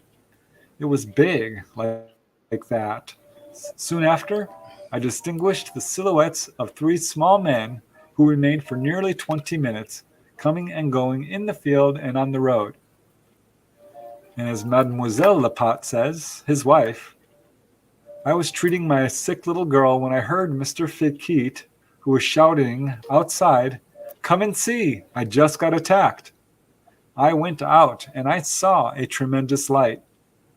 So these are numerous witnesses who are confirming Michelle's story. And here's another witness who had a little bit of a different story. This is Monsieur Chatelain. He's actually the mayor of the town. And he said that the witnesses, were wrong and that the report was misidentified. He says, this is Monsieur Chatelain, "At that hour, our daughter was touring the cattle in the fields at the very place where the Martians would have appeared. Ella wore a big storm lamp to light herself." So he's saying that they didn't see a UFO or ET figures and that it was his daughter. Really? And later he said, "Yeah, the flying saucer, it was my wife." So he's issuing contradictory statements, and it clearly wasn't, because there were three figures there. This was a very large craft. It had multiple colored lights. It went up into the sky. It took off at a 45-degree angle. So this is clearly a debunking explanation. And all the other witnesses are, of course, convinced they saw something very strange.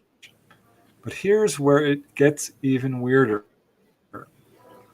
The witnesses examined Yeah, the landing exactly, site Bouncer. and they found large black plaques, they described, or patches of, quote, an elastic nature. Now, there's not a lot of information on this, and some of it is. Okay, real quick. That's it. Yeah, you got that right. It's like I said, their technology was ahead of ours.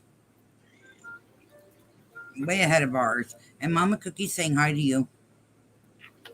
Oh. No, I'm trying to type. I'm trying to type 3 times in there. So every time I type, it comes in twice or 3 times. So I guess that's good in a way. I'm getting a new computer. That will still be fixed. Well, it has to do with YouTube, too. YouTube, they're messed up right now. They need to go back in and fix what they messed up. So they can create another problem. Yeah, their new format sucks, too. Yep. Yeah, they got the... Yeah, it's screwy. What the hell? Yeah, big time screwy. I do that my thing does that every now and then too. Okay, here we go. Contradictory, because other reports state that the material was a 15-foot wide circle of, quote, asphalt-like material. So whatever this was, however large it was, it hadn't been there before, and all the witnesses believe that it was deposited there by the UFO. And according to at least one source, it was in fact identified as asphalt. Exactly, but I don't know, Bouncer. because it certainly doesn't sound like what the witnesses said they saw, which were black plaques of an elastic nature. So that's not all the physical evidence, because this did attract the attention of many researchers who tested the area. And they found that the iron fence posts along the road where this craft was seen were strongly magnetized. So again, this did get quite a bit of press attention. Oh, I thought and some of the reporters absolutely bought Monsieur Chatelaine's explanation. Area 51, it was bad. And the police chief also said that he had received several calls from people in the area seeing UFOs, but said, quote, the whole affair is a collective hallucination. Well, I don't agree. I mean, the witnesses made it very clear that this was a landed UFO with occupants. There's multiple witnesses. They watched it for 20 minutes. There's physical evidence of different types. I think it's a really interesting case. So that's the Beaucourt-sur-Lancre, France case, which is undeniably true with that many witnesses. This is clearly not a hoax. And I really wish we knew what happened to that material and if it truly was asphalt, because that doesn't make sense. And it certainly doesn't match the description of what the witnesses said. So it's entirely possible, I think, that there was a cover-up of that physical evidence. Certainly wouldn't be the first time something like that has happened. And now we move to another case, which is, again, is just so weird. And this one occurred in Long Prairie, Minnesota. And this one I call the Alien Robots. This is technically a single witness case, at least at first glance. But as it turns out, there were numerous other witnesses to what is apparently the same object. But what this gentleman describes is, I don't think I've heard another case like it. It is just so weird, as we shall see. So the main witness in this case is a young man, 19 years old, by the name of James Floyd Townsend. He sometimes goes by the nickname Jerry. But it was around 7:15 p.m. on October 23rd, 1965, and James was driving west along Highway 27, and he was about 4 miles east of Long Prairie, Minnesota. And I'll just let James describe what happened, because it's so weird. As he says, I went around a bend in the road, and my car engine stopped running, and my headlights went off. I looked up, and I saw this object sitting in the middle of the road. I coasted to a stop about 20 feet from it. I sat and looked at it for what I would estimate a minute. So not only did his car and headlights stop, his radio was on at the time. That also stopped. And James estimates that this object was 30 to 40 feet high, 10 feet in diameter, and shaped very much like a conventional rocket. And in fact, it was, or appeared to be, resting on fins. He said it was silver in color, and it was blocking a good portion of the road. It was casting a big circle of light, brilliant, around it on the road. Very, very bright. And I will just quote James again. As he says, "Then I knew what it was, and knew that nobody would believe me. So I decided that I would have to knock it over and have some evidence. I tried to start my car, but it would not start. Then I got out of my car with the idea to go up to it and try to rock the center of..." Yeah, that would be something. I'm going to stop this real quick. Yeah, that would be something to really ask our government. Because he says NASA was originally ocean exploration, but quickly changed to space. Ask yourself what they found, what are they afraid of, and why look for habitation on another planet. That's very good questions. That's something we got to do and ask our government. Hi, KJ. Okay, here we go. Of gravity and T-pull it over. So I would have the evidence right there in black and white. So he's basically thinking about knocking this thing over. And as he says, I got to the front of my car and stopped with no further interest in going any further because 3 little creatures came from around behind and stood in front of the object. I think they were looking at me. I cannot be sure because I did not see any eyes of any sort. I know that I was looking at them, and I was quite fascinated at what I saw.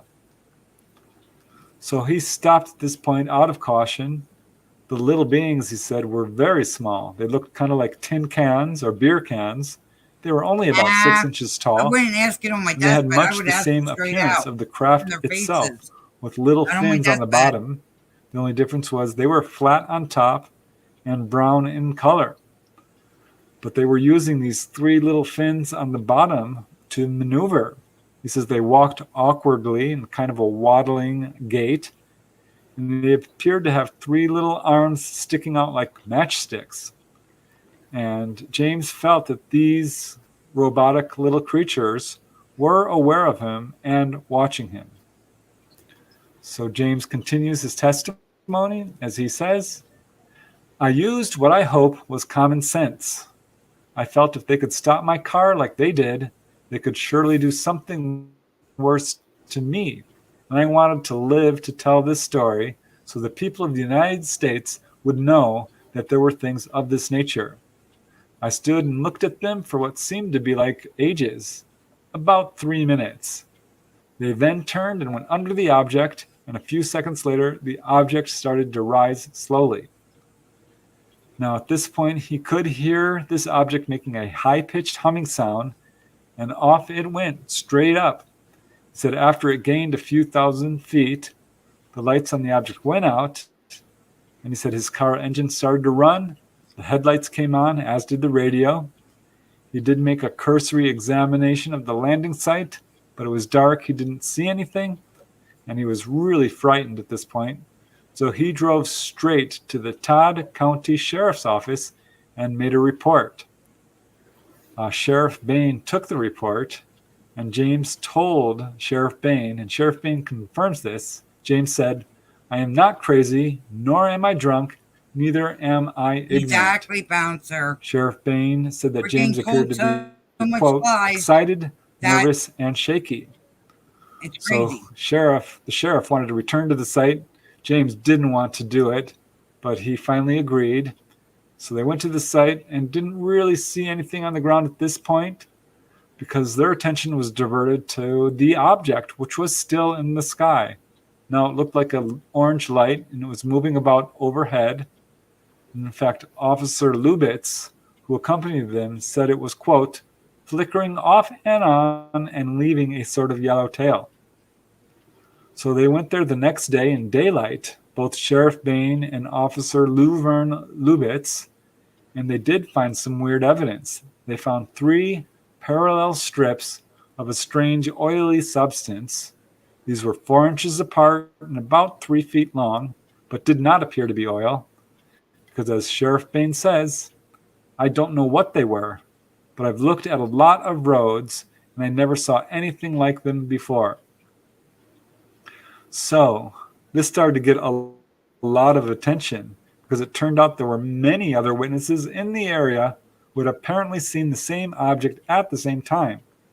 In fact, just 15 minutes before James saw this object on the road, a gentleman by the name of Ray Blessing was looking through his telescope and watched what was apparently the same object dart from horizon to horizon very quickly. Yeah, you know what, Bouncer? That's what they keep on doing. But yeah, people do go missing when they start talking about stuff and having evidence.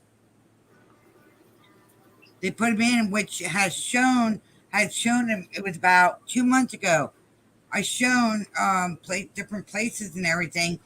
And the one place the government has hidden out, they won't say what state or anything, but it's an institution where they put a lot of people in. But to this day, nobody knows where the institution is or anything, what state or any of that.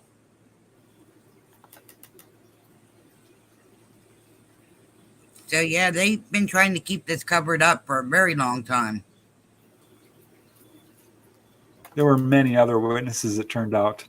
There were some hunters who saw it. There were 3 boys raccoon hunting, and they said that they saw a strange light in the sky just before James's sighting. So there were many other witnesses all across this area who were reporting sightings. And when an article came out about James's encounter, more witnesses came forward. And this created a snowball effect. And soon there were dozens of articles being published on not only James's sighting, but the many other sightings that took place before, during, and after, all in this area, generally speaking.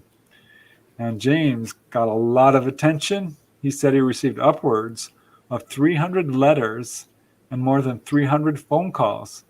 He said 95% of them were absolutely positive, supporting his testimony or sharing their own sightings. So needless to say, this case did generate a huge amount of interest from many, many researchers. Jim and Coral Lorenzen of APRO interviewed James. They published a report on the case. They talked to his parents, his friends, his teachers, even the police, all of them who vouched for James's honesty and integrity. In fact, James was a very religious man and was a counselor at a Bible camp, not the kind of gentleman to lie. He was very well respected in his community. Now, this was in fact investigated, and I'll use quotes around that, by Project Blue Book, including J. Allen Hynek. And this object did not appear on any radar that they were aware of. And Blue Book basically did no investigation, according to J. Allen Hynek, but listed this case as... Now, wasn't Jay Hynek one of them that got missing and then ultimately turned up that he was a murderer? Paul, you're on mute. You're muted, Paul.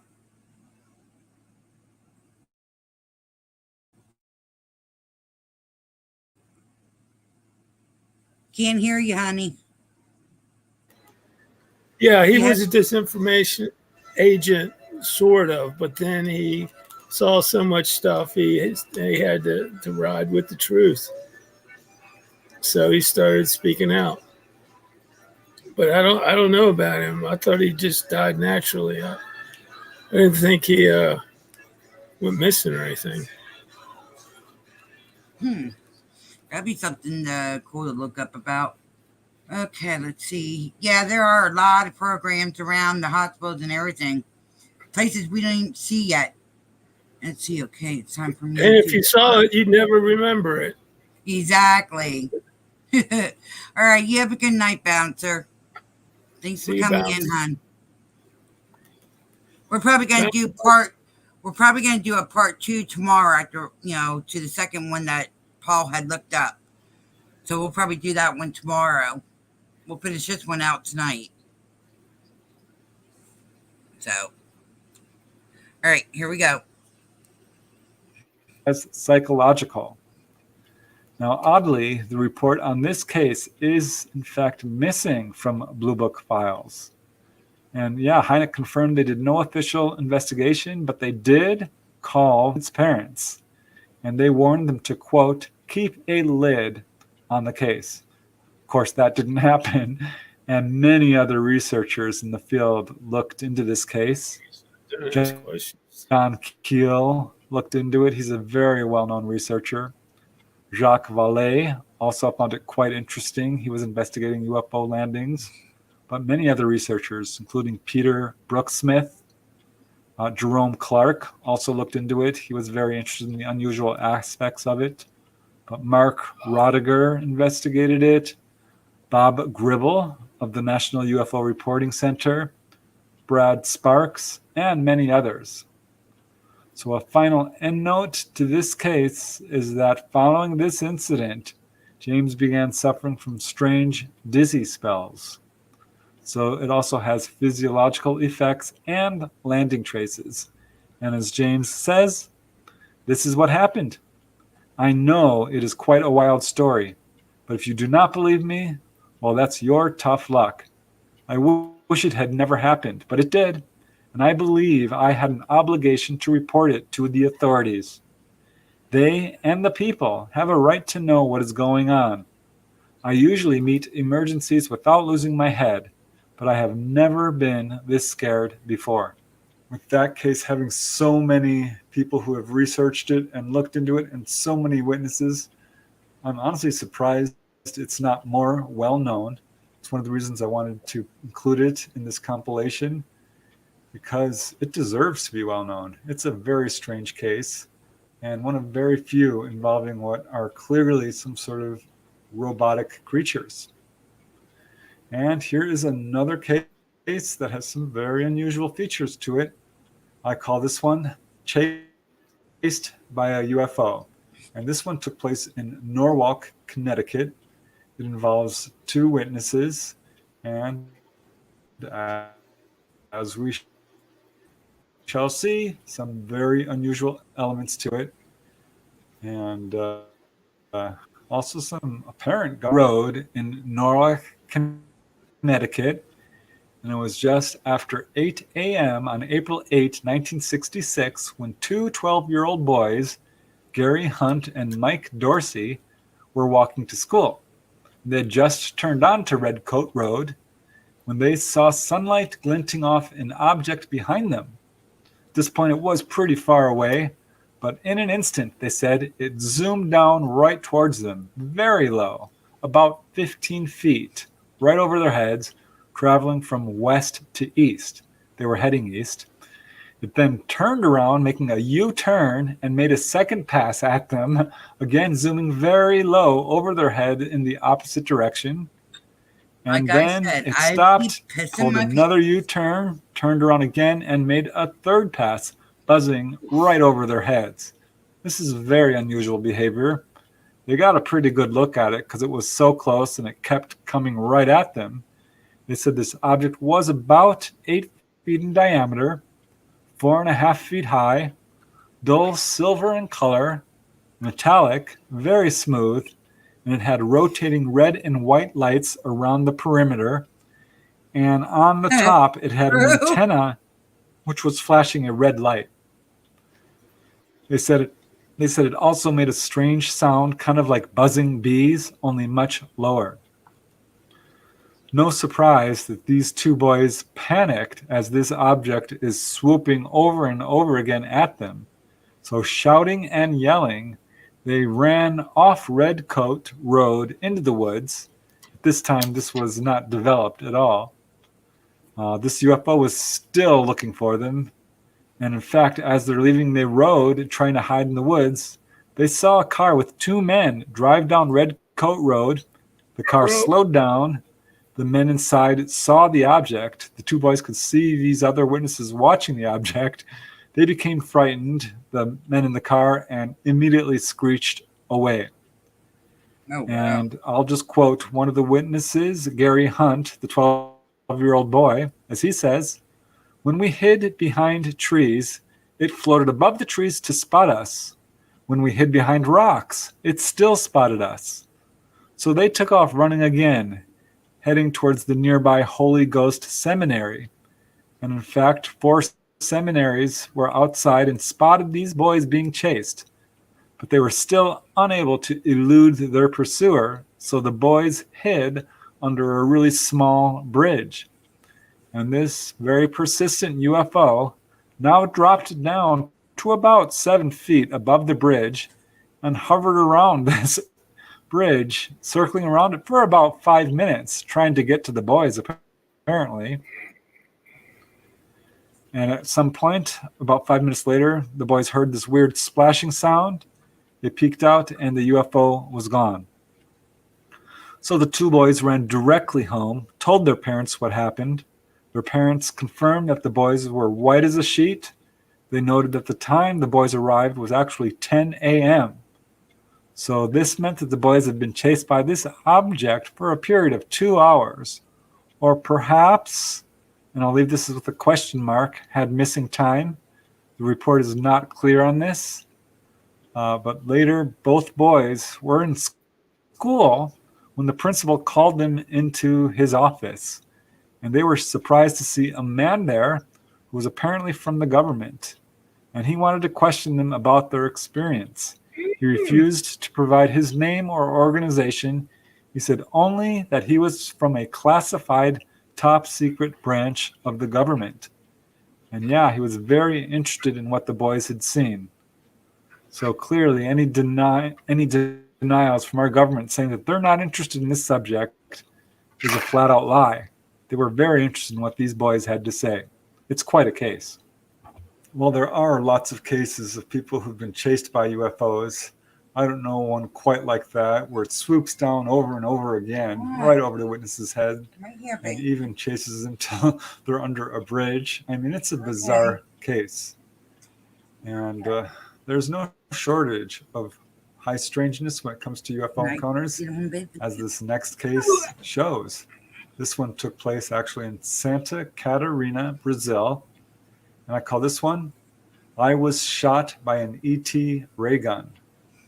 And All this right, Mama shows Cookie, you what can have a happen good night, sometimes when hon. people Thank you. take aggressive action towards Coming in. ETs.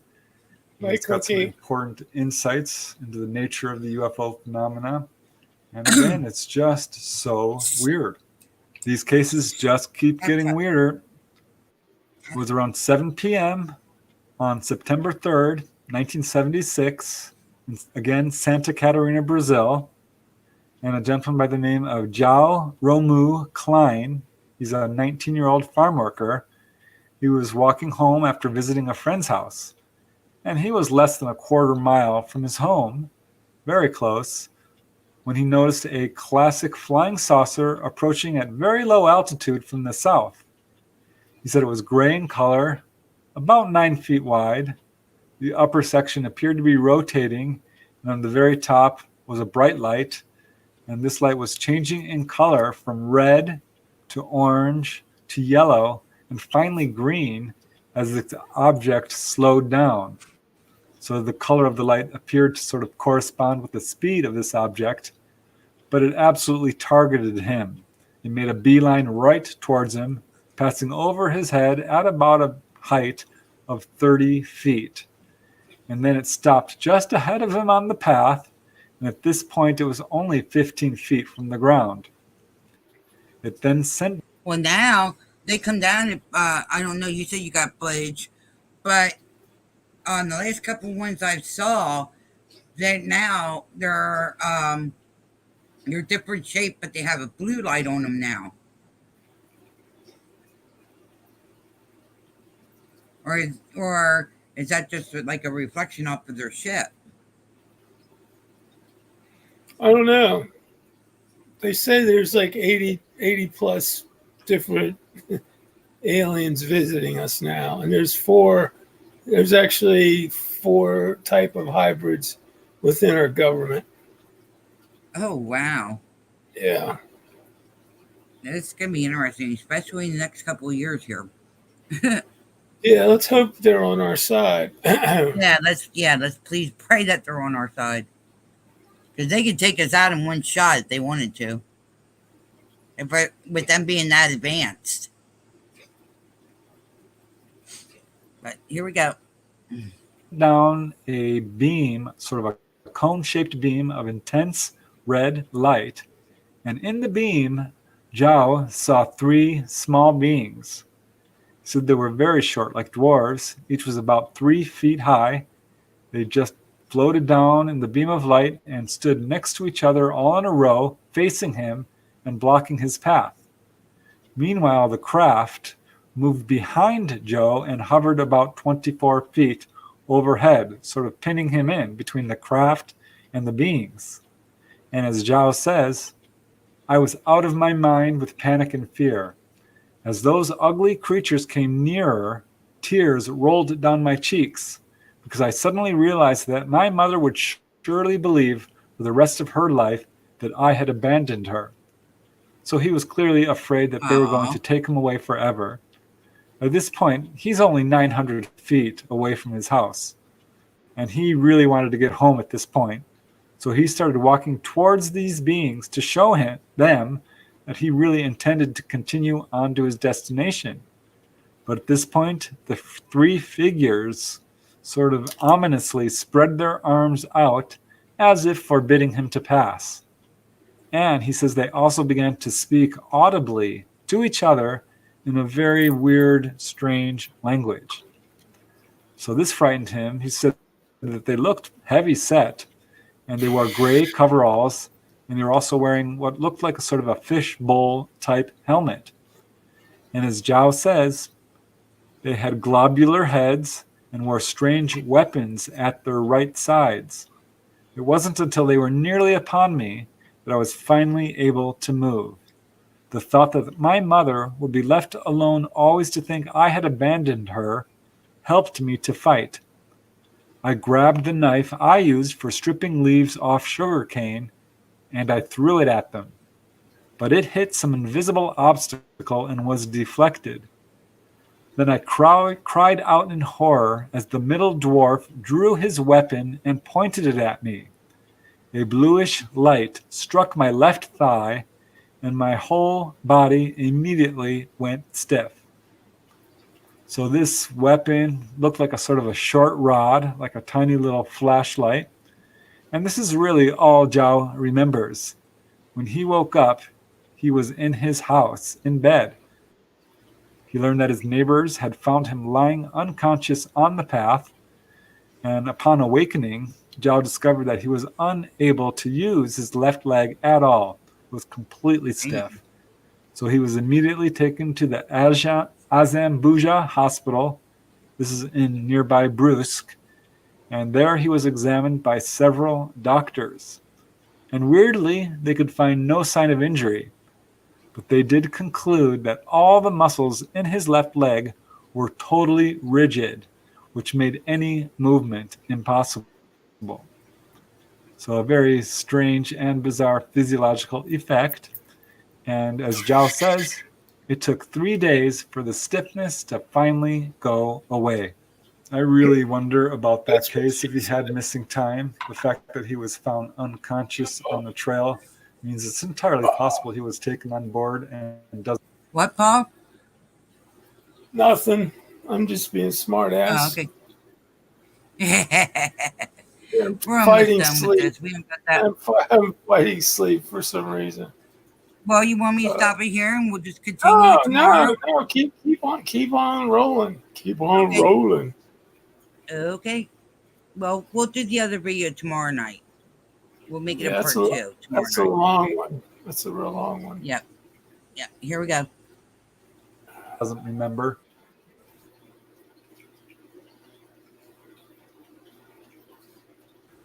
To me, the aspect of this case is not even the fact that the knife that he threw at the ETs was deflected by an invisible force field, which is weird enough.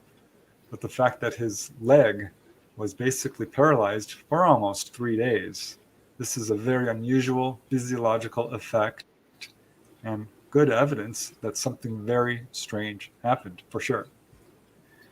And now we move to the next case. And this one again is so weird, I'm not sure what to make of it. It's really quite a tragic case, actually. I call this one UFO Predicts Fatal Bus Accident. And this one took place in Beersheba Springs in Tennessee. It involves quite a few witnesses. I couldn't get a whole lot of information on it, so it's a pretty brief case, but I think it's important to include because it shows some of the weird psychic aspects of UFO encounters. This case occurred on March 17, 1978, again in Beersheba Springs, Tennessee.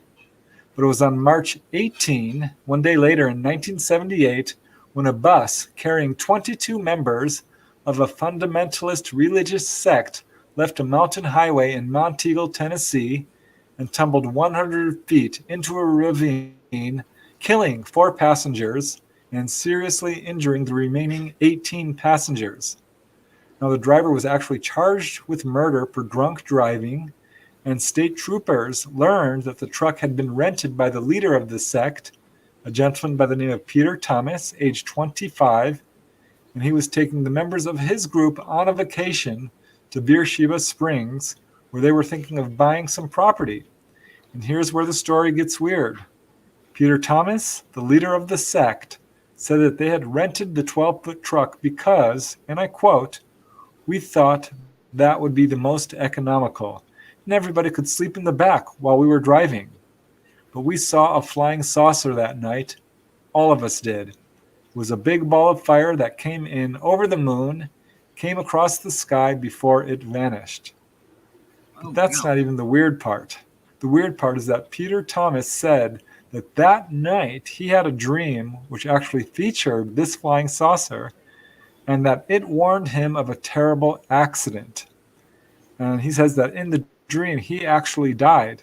And of course, the next day this bus accident did occur, killing 4 members of the sect.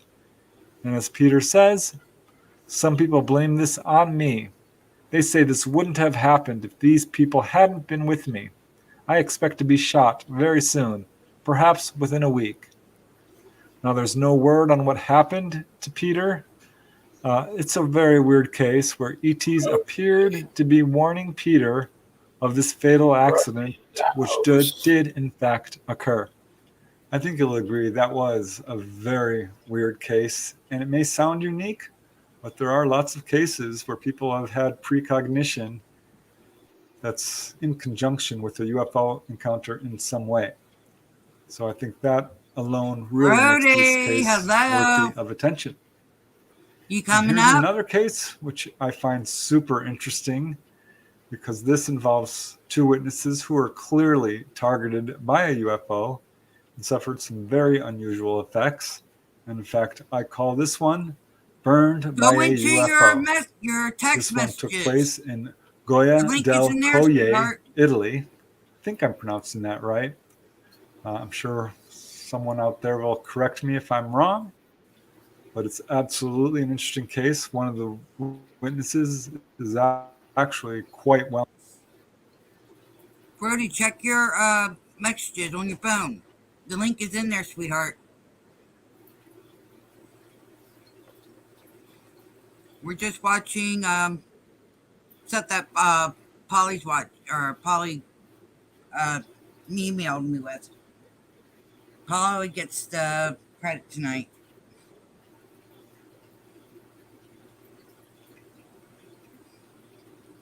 Okay, I'm gonna come back here and start this up again until you come up.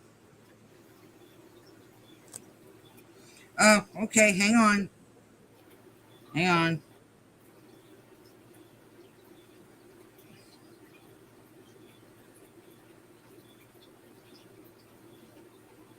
Shouldn't have said error though. Try again.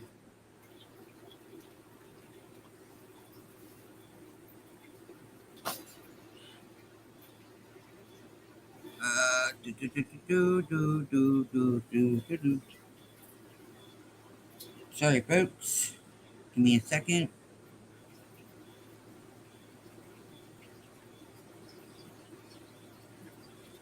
Okay.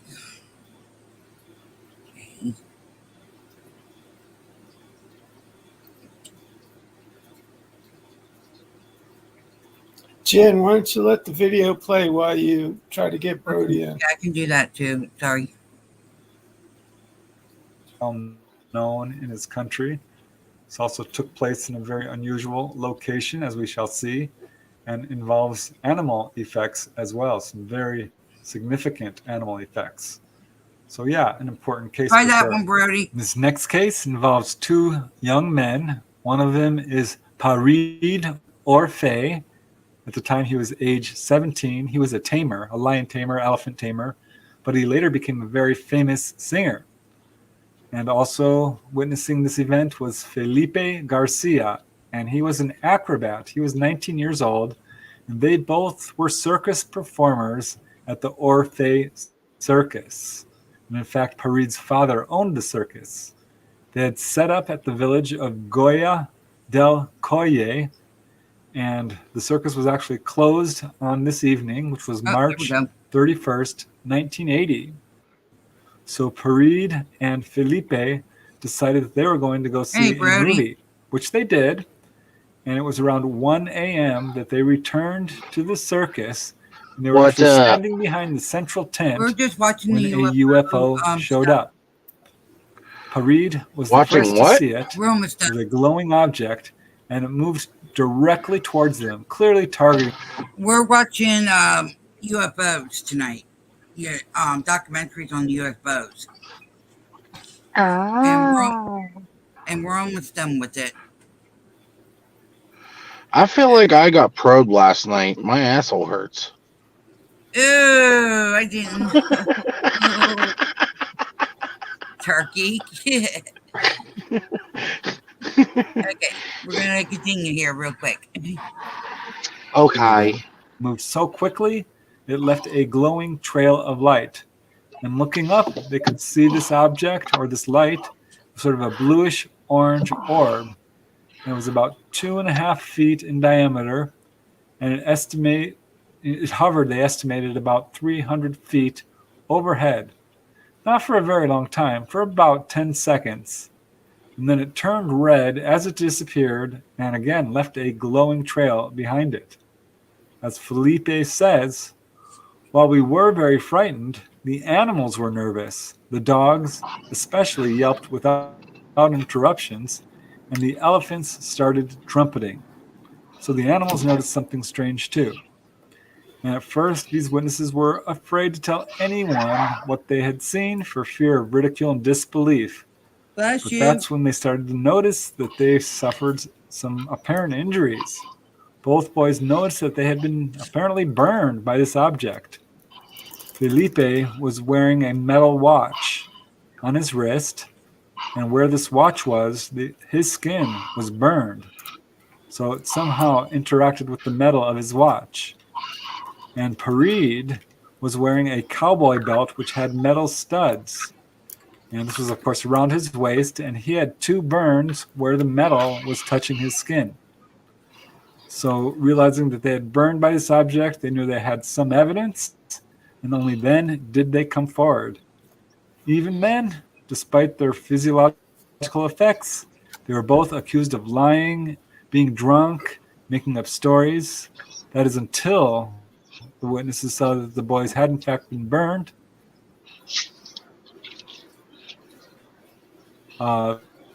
Then people started to believe them, and in fact, their story was published in newspapers, and the case involving 2 witnesses, a UFO which apparently targeted them, had animal reactions, freaking out the circus animals, and of course, the physiological reactions. The fact that those 2 witnesses very nearly kept their encounter a complete secret shows again that the vast majority of encounters are probably not documented in any way. It's only the fact that they had physiological effects from the result of their encounter that encouraged them to report it. and they suffered some pretty serious backlash because of it. But thankfully, they did come forward. There are many cases like this, but a really interesting case with animal effects and physiological effects. And I think it's an important case that deserves to be well known, which is why I wanted to include it. And there's always another where that one came from. Because here's a case which is really quite bizarre. And I call this one the UFO with tentacles. Why do I gotta say this? He looks like Father. He looks like Father Time. Oh, doesn't he? A little bit. A little bit.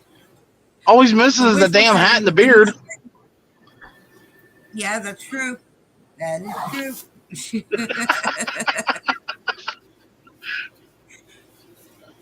Okay, I'm going to try to speed it up a little bit. Put it on a different setting. So, we're at 57:36, and it's an hour and 25 minutes. Okay, damn. Let's see. Yeah, we're going to speed them up a little bit. Okay, here we go. A whole lot of attention. And this one does involve animal effects as well. But what's weird to me is the appearance of the UFO and how it behaved. So I think that alone makes this case worthy of being on this list of encounters that are just plain weird. Kavia, Sweden, is a pretty small town. This case occurred on October 27, 1981, and it involves 3 witnesses who never expected to have a terrifying encounter with a UFO when they went out horseback riding on that evening. The 3 witnesses, they were all friends and neighbors of each other. They include Pia Anderson, age 17, Karina Sostrom, age 14, and Anna Karine Lindahl, age 11. It was around 9 p.m. that evening when they decided to exercise their horses before going to bed. And I will just let Karina, age 14, describe what they saw, because she describes it very well. As she says in her own words, it was an unusually bright evening for the time of year. The horses appeared to be rather uneasy, as if there was a presence somewhere around. Now I know the real meaning of horse sense. Usually they like nothing better than to be out of the stable. They like the jumps best, and of course to gallop freely. But that particular evening, they were extremely restless. We decided to take them for a gallop across the heath to get the wind out of them. It usually worked. It was a wonderful evening. The stars were just beginning to show, but it was still light. And suddenly, we all stopped in our tracks. I know it sounds crazy, and people have told us it just cannot be true, but it is. We, all 3 of us, saw a flying saucer. It seemed as if it had arrived from nowhere in particular. Fascinating. Suddenly it was there, hovering about 8 meters above us. It was about as high up as the roof of the barn. I know you are. The horses went wild. I was nearly thrown off to the dirt. But who knows? Might end up really. Just as suddenly, the horses were quiet and docile again. It was as if someone had told them there was now nothing at all to fear. It couldn't have been us, but we were scared out of our wits, and still were. Yeah, I see a UFO all the time when I bend over. Didn't dare to look up at all. I didn't want to believe what I'd first seen. But I can tell you, I really saw what I saw. I saw it with my own 2 eyes. It was a shimmering sort of thing. Really? You saw it with your own 2 eyes? There was not just one? Noise coming from it. Although there had been a shrill whining noise when we first encountered it above us. So that's Karina's testimony, but of course both the other girls were equally frightened, and they all got a very good look at it.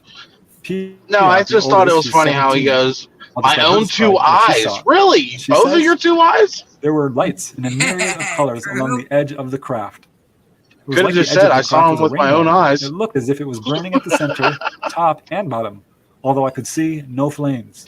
It pulsed red, bright red to pink, in a sporadic sort of pattern. There was nothing regular about the pulses as far as I could see. I can swear to it. Now here's where it gets really weird. Well, don't swear to it. As she says, that's mean. On the underside, I was able to see small silver metallic feet protruding. They were perhaps a half meter each, and they were placed around the circumference of the saucer. I guess it might have been landing gear. I can't be sure, for they just stuck out and turned slowly with the body of the craft as it seemed to look at us. It was weird. It had tentacles that were several feet long, dangling from all around the circumference. I felt strange eyes piercing through us. I was pins and needles all over. but it could have been just the fright of it all. It was so unreal. It was incredible. The flying saucer just hung there in the air, 6 to 8 meters above our heads. The horses were scared. We were scared. I wet myself in fear of what could happen to me and my 2 friends. I've never been frightened like that before. We were alone. I didn't know what to do. I was paralyzed with fright. Otherwise, I might have run for my life. It hung there in the air over us for more than 6 minutes. I can't hear you, That's Jack. a pretty long time. At some point, the object disappeared or moved away. When it was gone, what did you say, Jen? And noticed it had stopped dead. It hasn't worked since. She even took it to get repaired.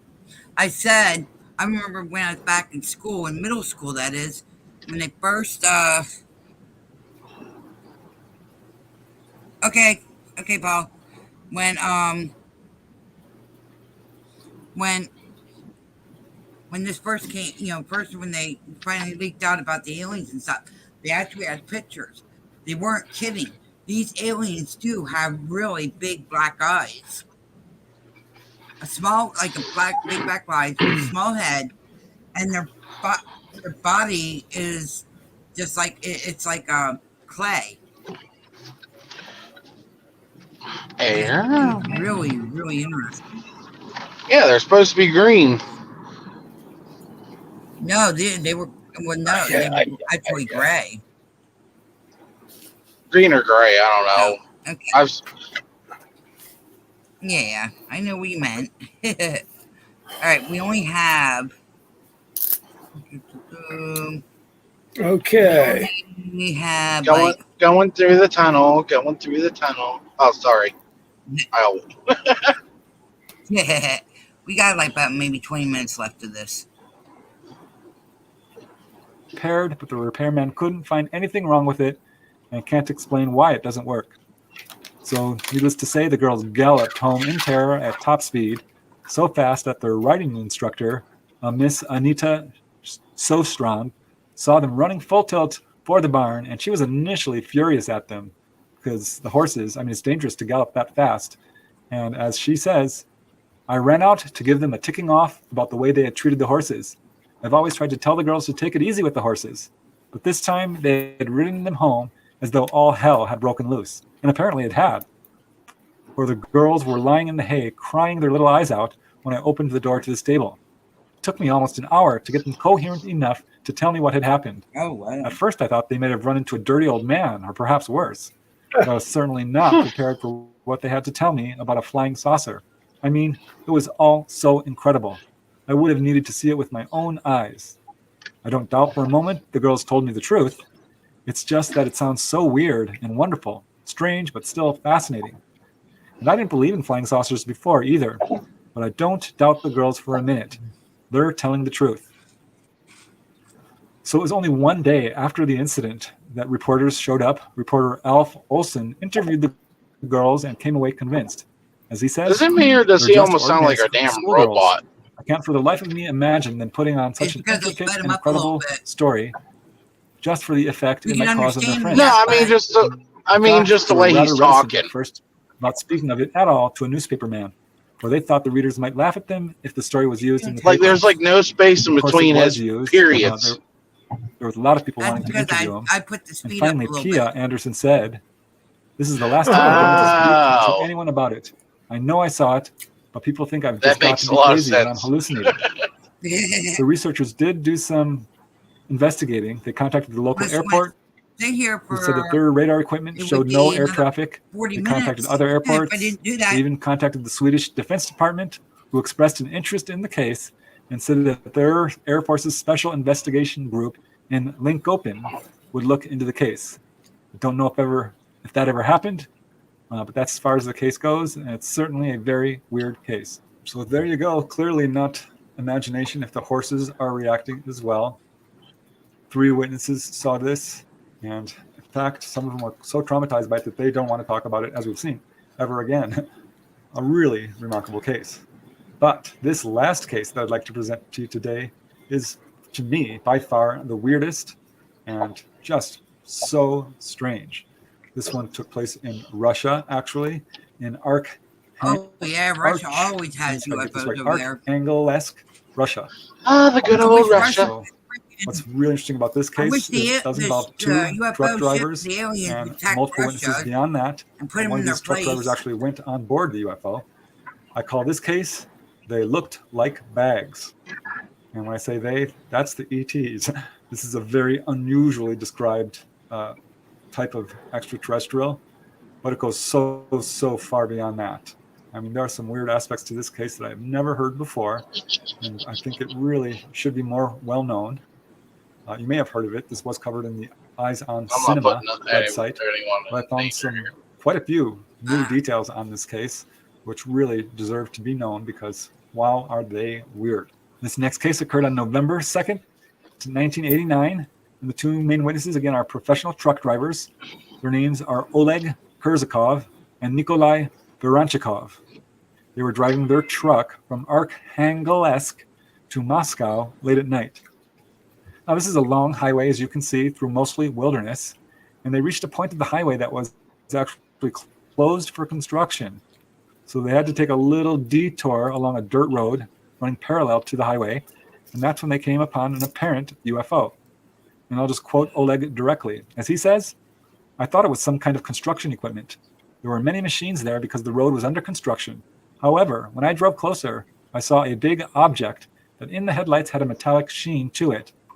When we got within 80 to 90 feet of the object, our motor stalled and our truck coasted several feet further. They always say if they saw a UFO, it was always We metallic. understood that we were seeing something very unusual in front of us and were afraid that something unavoidable would happen. Now, their headlights were still operating. They were connected to a different system. And Oleg, who was driving, told Nikolai to wait in the truck while he got out to investigate. And boy, does it get weird. As Oleg says, I approached the object. I left the cab and decided to approach the object to examine it more closely. After I passed the hood of the truck, I began to feel, with each step I took, an increased resistance from the air. My body seemed to melt. It became difficult to move.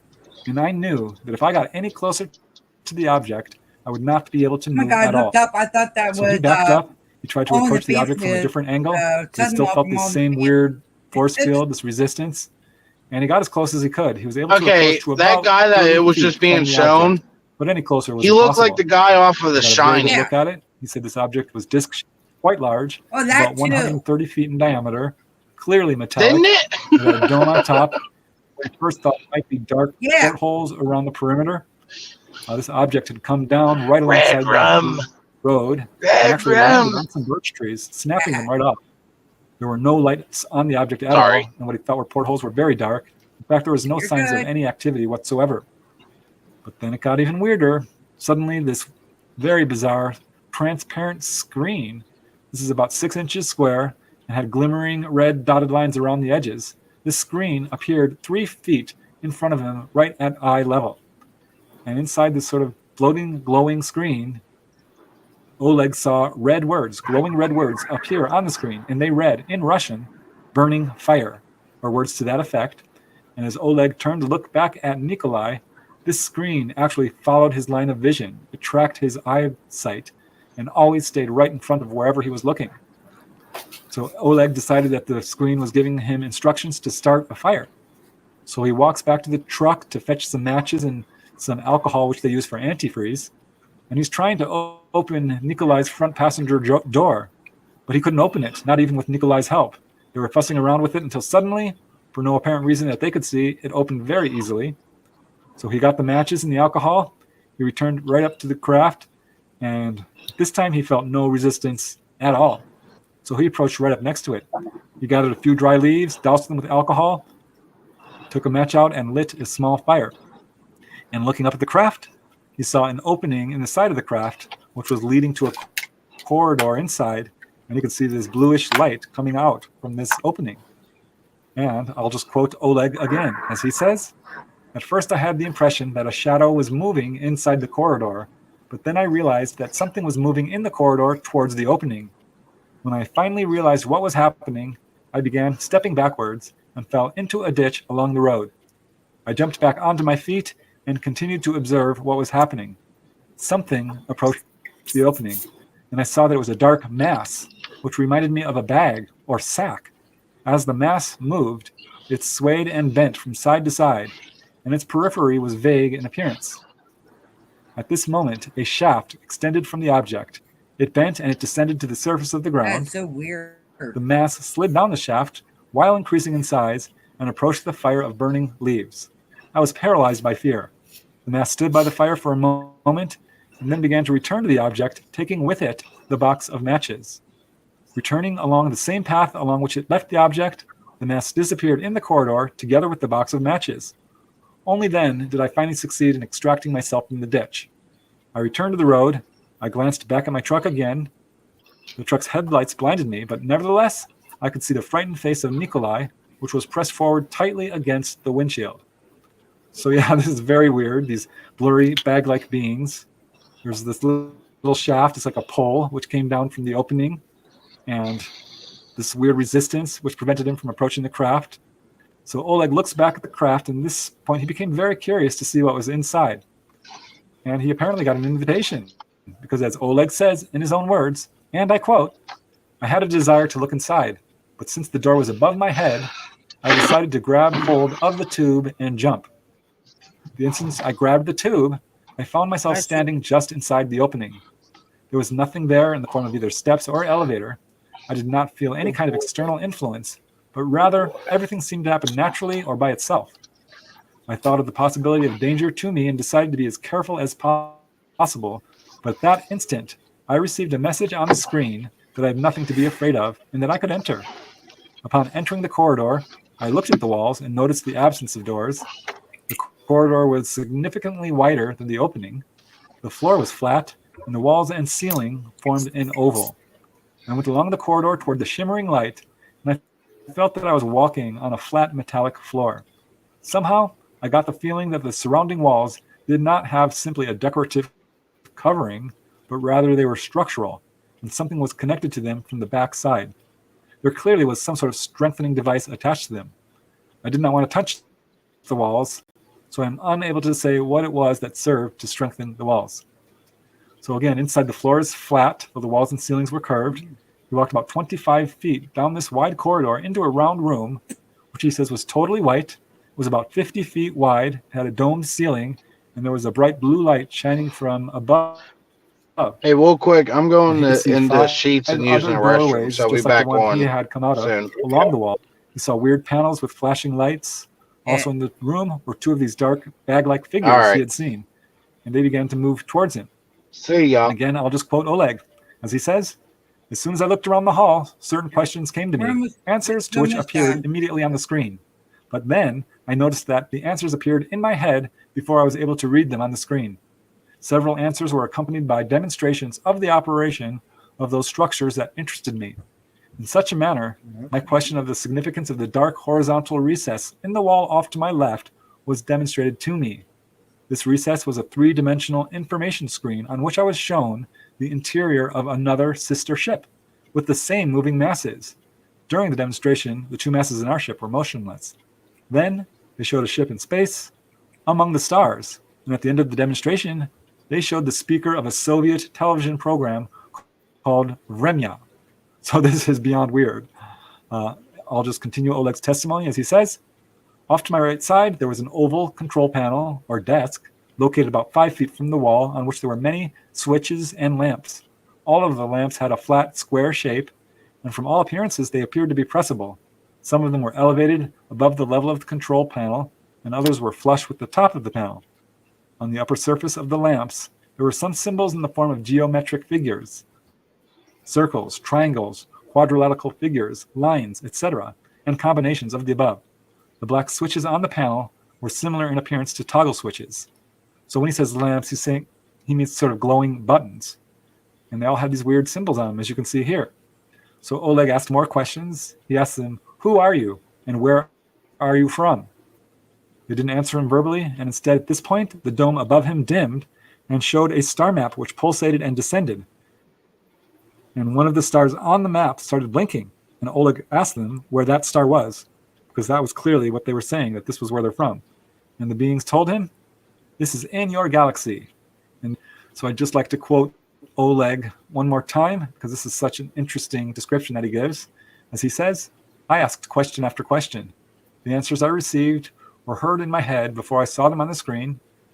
I asked, what kind of ship am I on now? What kind of propulsion system do you use to make it fly? In response, I was told the spacecraft is a scout ship and uses electromagnetic fields to fly. It is a springboard to the future. In response to my question, do you have any connection with Bigfoot? They said yes, and added that they watch Bigfoot continuously. As I was asking question after question, I suddenly noticed that a third mass had appeared in the hall and then a fourth. I watched a conversation take place between them and came to the understanding that the time for me to leave had arrived. My next thought was to leave something with them for a memory, so I took off my watch and I wanted to put it on the floor, but at this moment I was told that they have a complete knowledge of the Earth and needed nothing. For the first time during this visit, they asked me, why do I use a watch made in another country? Then I asked, is it possible to see you once again? They said, if you will be in danger, we will find you within 15 seconds. Damn. Backing out a few steps from the hall, I turned and went along the corridor towards the opening, and as I came to the opening of the spacecraft, I took a hold of the tube by my right hand and I immediately found myself standing on the ground. Not looking back, I went to the ditch and crossed over to the road to the same place where I had stood a few minutes before. When I looked back, I noticed that the tube and the opening had disappeared. In a few seconds, I saw the outer rim begin to move in a clockwise direction. The dome began to move in approximately 30 seconds in a counterclockwise direction, and around it began to appear a luminescence surrounding the spacecraft. As the revolutions became faster, the luminescence enveloped the spacecraft and the craft became a ball of light. So it took about 30 seconds until it turned to a ball of light, and it was starting to rise up. And it was at this point that other cars drove up on the highway and also saw this UFO as it lifted up and shot out of sight at high speed. So Nikolai at this point exited the truck and ran up to him, as did the people inside the other cars. They began to question Oleg, but he was too shaken up to speak. And when he returned to the truck, he found he was not able to drive and had to let Nikolai drive. But here's another very interesting detail. As Oleg says, Nikolai told me that when I came out of the craft there was a glow around me. He said I was shining like the Lord God. There was some sort of halo around my body, and it was as if my body was transparent. So yeah, what a story. It's a really incredible encounter. And it's actually not over yet, because later Oleg believes his life was saved by supernatural means. So he always regretted not asking them for a souvenir, but he doesn't think they would have given him anything. But he was very interested and intrigued in the fact that they said that they would rescue him if ever he was in danger. And it was some years after the incident that he was out hunting, crossing the river Zua on skis, and suddenly he fell through the ice into the river. And he wanted to toss his rifle aside, but the clear thought came into his head that he shouldn't do that, that it would come in handy, and it did. He was able to use it to climb back onto the ice. And what's really interesting is he saw this little old woman running towards him, accompanied by a little black dog, and she pulled him out of the water, and then literally, he says, dissolved before my eyes. So he went to the nearest village and asked about this little old woman, and no one knew who she was. So that itself was very strange. So there you go. 10 cases of high strangeness, all of them weird, I think you will agree, coming from all over the world, spanning decades, lots of witnesses. I'm surprised there are still skeptics in this world, because these cases alone, I think, should be enough to convince anybody. They have outstanding physiological evidence. They also have landing traces. There are animal effects. I mean, what more do you need? How much evidence is it going to take before this subject is taken more seriously? I think we are seeing great progress with the recent congressional hearings, but we're still not at that point. There is still skepticism. There is still ridicule. There still is a UFO cover-up. That's why I do this research. I think this is an important subject. Every case deserves our attention, and there are so many of them. So I want to thank you once again for watching. I truly appreciate it. I hope you learned something. I hope you found it entertaining. And once again, until next time, keep searching for answers, keep looking for the truth, and of course, keep having fun. Until next time, bye. Rock on. That was cool. That was really cool. Yeah, and all of his little streams are like that. Oh wow! He's got a. I just gotta remember to put him up on the next feed so we go through it faster. He's got so many. That's why I said you can pick, because I wasn't going to pick one. Right. Right. Yeah. Wow. I figured it kind of fit the show more than the History Channel kind of crap. Or we could do part 2 tomorrow. Do part 2 whenever you like. Yeah. Oh, that's more better. Yeah. I just text Brady and said the video's over. Are you coming back? But we're gonna let everybody go. Please, I do have that link in the description. Please go over, sub and everything, leave a comment. He would appreciate that. And we're gonna see everybody tomorrow. Tomorrow. Yep, on yep. Hump Day. Here we go. Closing intro.